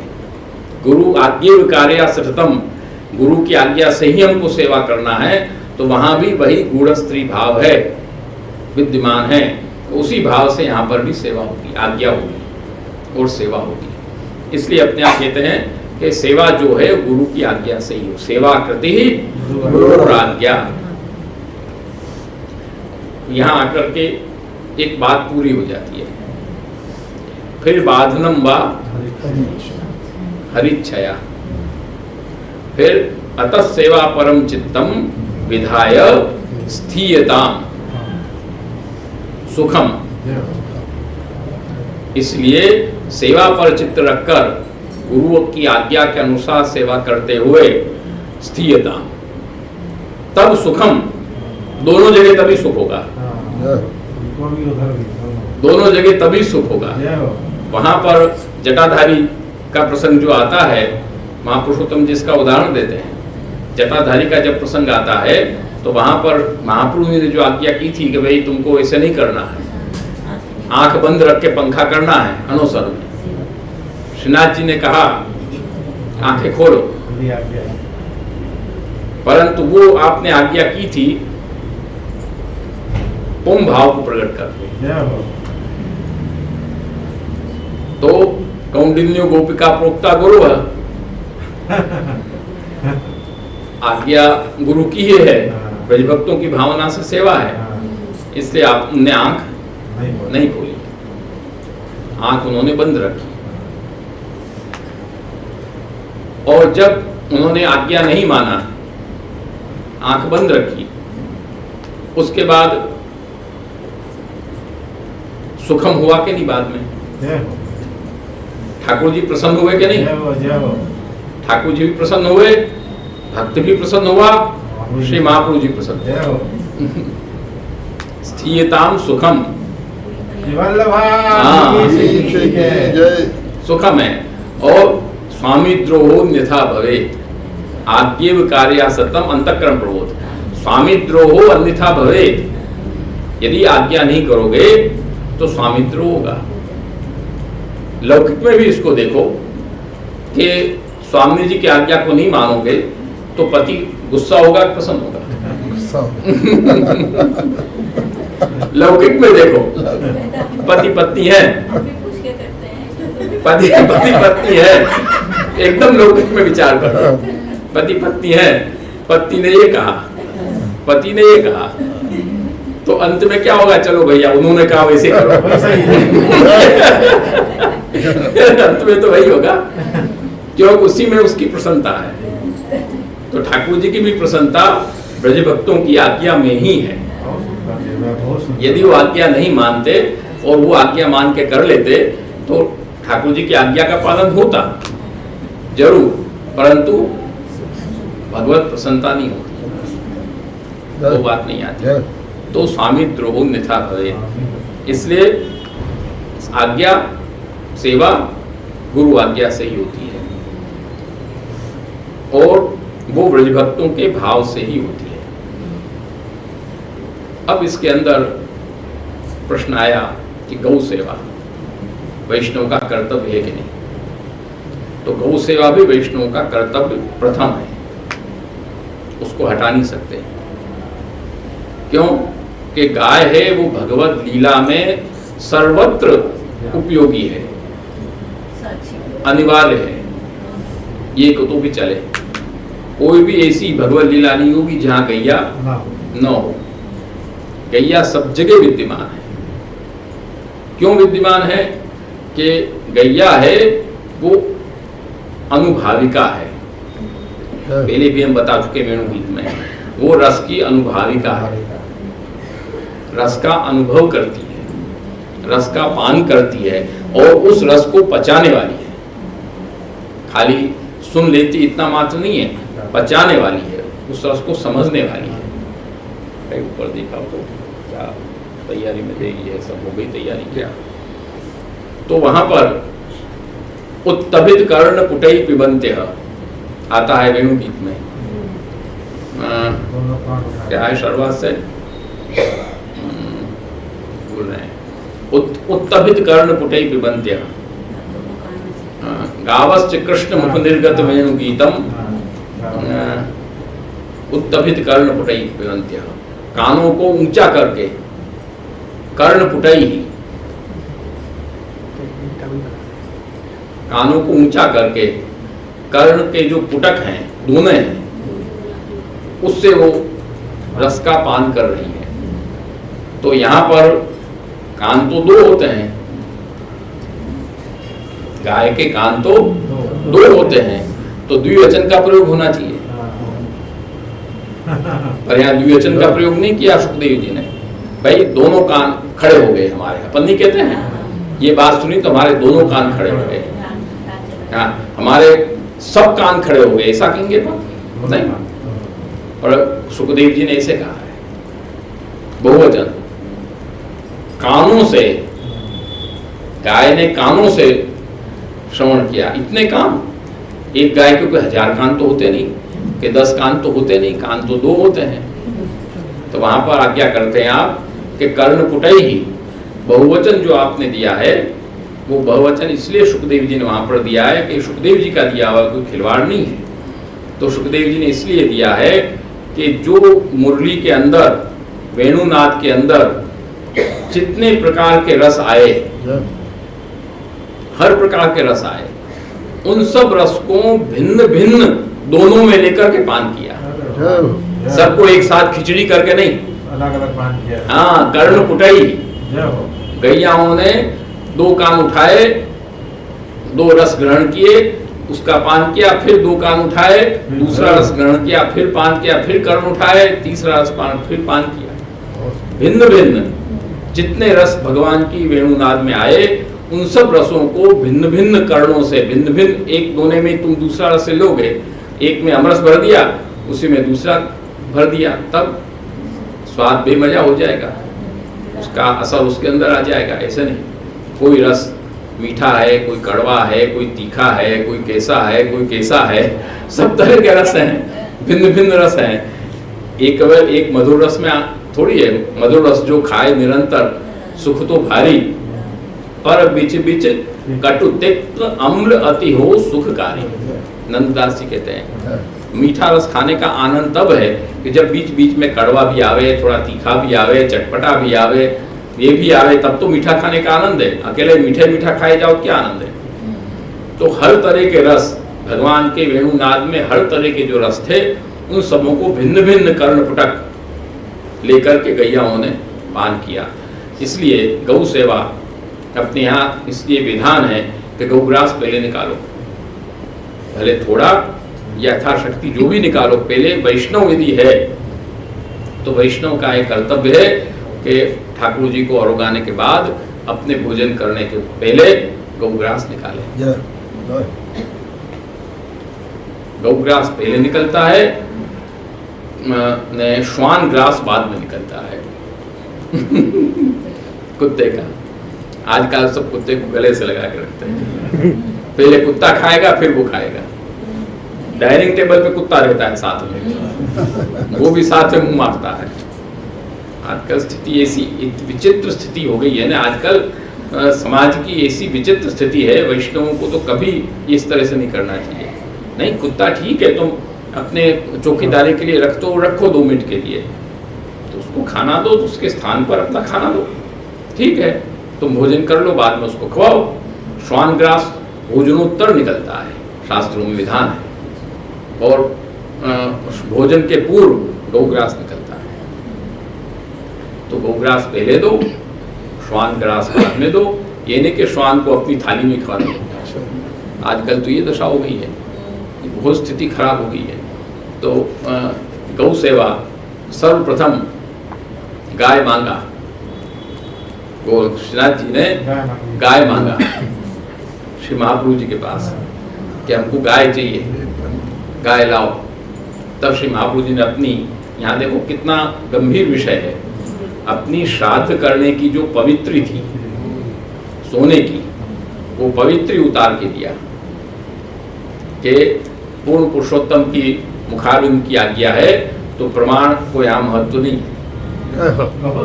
बहुत सुंदर, वो प्रमाण रूप है, बहुत सुंदर, वैदिक कर्म करने की है वो उतार के दिया, इसको बेचो और गाय लेके आओ। बहुत सुंदर। उन्होंने कहा सदु पांडे वगैरह कि कृपानाथ बहुत गाय है हमारे पास, या की जरूरत नहीं है, हम गाय को इतनी पधरा दें कि नहीं, वो तुम्हारी इच्छा वो अलग है, पर ये गाय तो इससे ही आएगी। ये मुखारविंद की आज्ञा है, फलात्मक आज्ञा है, इसलिए यहाँ प्रमाण गौण हो गया। प्रमाण गौण नहीं हो गया, प्रमाण उसके अंदर गतार्थ हो गया। बहुत सुंदर बात है। तब वो गाय सबसे पहले पधराया श्री महाप्रभु जी ने, वो गाय का वंश आज भी चल रहा है। जिस गाय के नीचे से अपन निकलते हैं नाथ द्वारा में जाके, वो वंश आज भी भगवत कृपा से विद्यमान है, वहाँ चल रहा है। तो इस तरह से वैष्णवों के जो कर्तव्य हैं, ये सब कर्तव्य जब हम करेंगे, और वो सेवा में किस तरह से करना है कि महाप्रभु जी आज्ञा करते हैं कि भार्य आदि अनुकूलश्चेत कार्येत भगवत क्रिया। अब गृहस्थ में तुम रह रहे हो, भार्य आदि अनुकूल है, तो उसको भी सेवा में लगाओ, घर को भी सेवा में लगाओ यथा योग्य। और उदासीन है स्वयं कुर्यात, यदि वो उदासीन है, पत्नी उदासीन है, पुत्रादिक उदासीन है, तो खुद करो। और प्रतिकूल है, यदि प्रतिकूल है, उपद्रव करते हैं, विघ्न डालते हैं, करने ही देते हैं, तो गृहम त्यजेत, तो छोड़ दो। तत्यागे दूषणम नास्ति, उसके त्याग में दूषण नहीं है, दोष नहीं है। क्यों? हमने अपने आत्मा के पति के लिए कार्य किया है, शरीर के लिए नहीं किया है। वो तो शरीर से संबंध है, वो तो आज हमारी बहुत भारिया है, अगले जन्म में हमारी बहन बनेगी क्या मालूम है कौन जानता है। वो तो शरीर संबंध है केवल। प्रतिकूले गृहम त्यजेत तत्यागे दूषणम नास्ति यतो विष्णु परांगमुखा, क्योंकि वो भगवत से विमुख है, प्रभु से विमुख है वो। और सर्वम सहेत परुषम, दूसरा उसको क्या करना है कि सर्वम सहेत, सब बात को सहन करना है। आज सेवा कर रहे हैं तो कोई कह रहा करे तो जैसे सेवा करता है, दिन भर सेवा करता रहता है, सहन करो। सर्वम सहेत परुषम, कड़ी बातों को सहन करो। सर्वेशाम कृष्ण भावना, सब भगवान की सृष्टि है, बोलने वाले भी तो भगवान की सृष्टि है, उनके ही अंश हैं, कोई बात नहीं, सहन करो जो बोले हो। वैराग्यम परितोषम च सर्वधान परित्यजेत, दो चीज नहीं छोड़ना है, वैराग्यम, संसार में वैराग्य, और परितोषम च, परितोष रहना चाहिए अपने अंदर, असंतुष्ट नहीं होने चाहिए अपन। दो चीज को कभी भी हमको नहीं छोड़ना है। ये स्थिति जब बनती है, इस स्थिति से बनकर जब हम रहते हैं, तो श्री महाप्रभु जी आज्ञा करते हैं उसमें कि कृष्णाधीनम सुखम यस्य स सुखी इति निगद्यते, वो वही वास्तव में सुखी है जिसका सुख कृष्ण के अधीन है। अपने अधीन है तो सुखी नहीं है, वो तो एक मिनट में सुखी, एक मिनट में दुखी है। प्रभु के अधीन जिसका सुख है वो सच्चा सुखी है। कृष्णाधीनम सुखम यस्य स सुखी इति निगद्यते, उसको ही सुखी कहना चाहिए।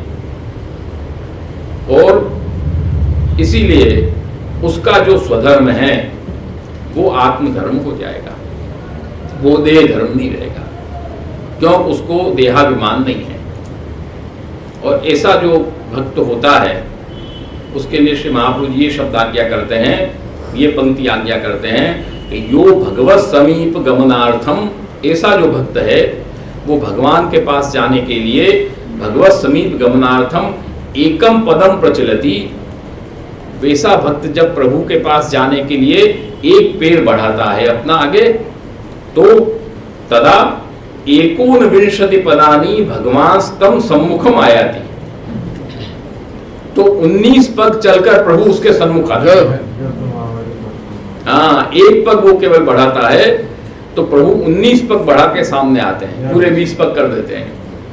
जो प्रसंग आता है ना गोसाई जी का, वो माला लेके, वो कौन था, पटेल वैष्णव, 7 वाली ने छोड़ दिया था। हाँ, तो 7 वालों ने छोड़ दिया। तो आप पधारे अब वो थोड़े चिंता में कि मेरी माला तो कुमला जाएगी, कुमला जाएगी, कैसे होगी, गोसाई जी तक पहुंचेगी तो समस्या हो जाएगी। श्री गोसाई जी ने सामने भेजा, घुड़सवार भेजा, उसको घोड़े पर लेके आओ हमारे पास। सबसे पहले वो माला धराया, बिना बुलाए समय से माला आ गई। और वो भी प्रसंग है कि दरवाजे खुल गए, दर्शन हो गए। दर्शन हो गए। तो श्री जी बाबा को तो जिसको कृपा करना है जिसके ऊपर किसी को नहीं है। एकम पदम प्रचलति, एक पग भी कोई ऐसा भक्त आगे बढ़ाता है तो 19 पैर प्रभु खुद आगे चल करके, खुद परिश्रम लेकर के आगे पधार को उसको ग्रहण करते हैं। इसलिए ये सब जो वैष्णव कर्तव्य हैं, इन वैष्णव कर्तव्यों के अनुसार हम चलने का प्रयास करें। ये सब पूरा तो कहाँ पार हो सके, कि महाप्रभु जी की कृपा से इतना कहाँ निभ सके, परंतु उस निभाने का प्रयास हमको अवश्य करना चाहिए।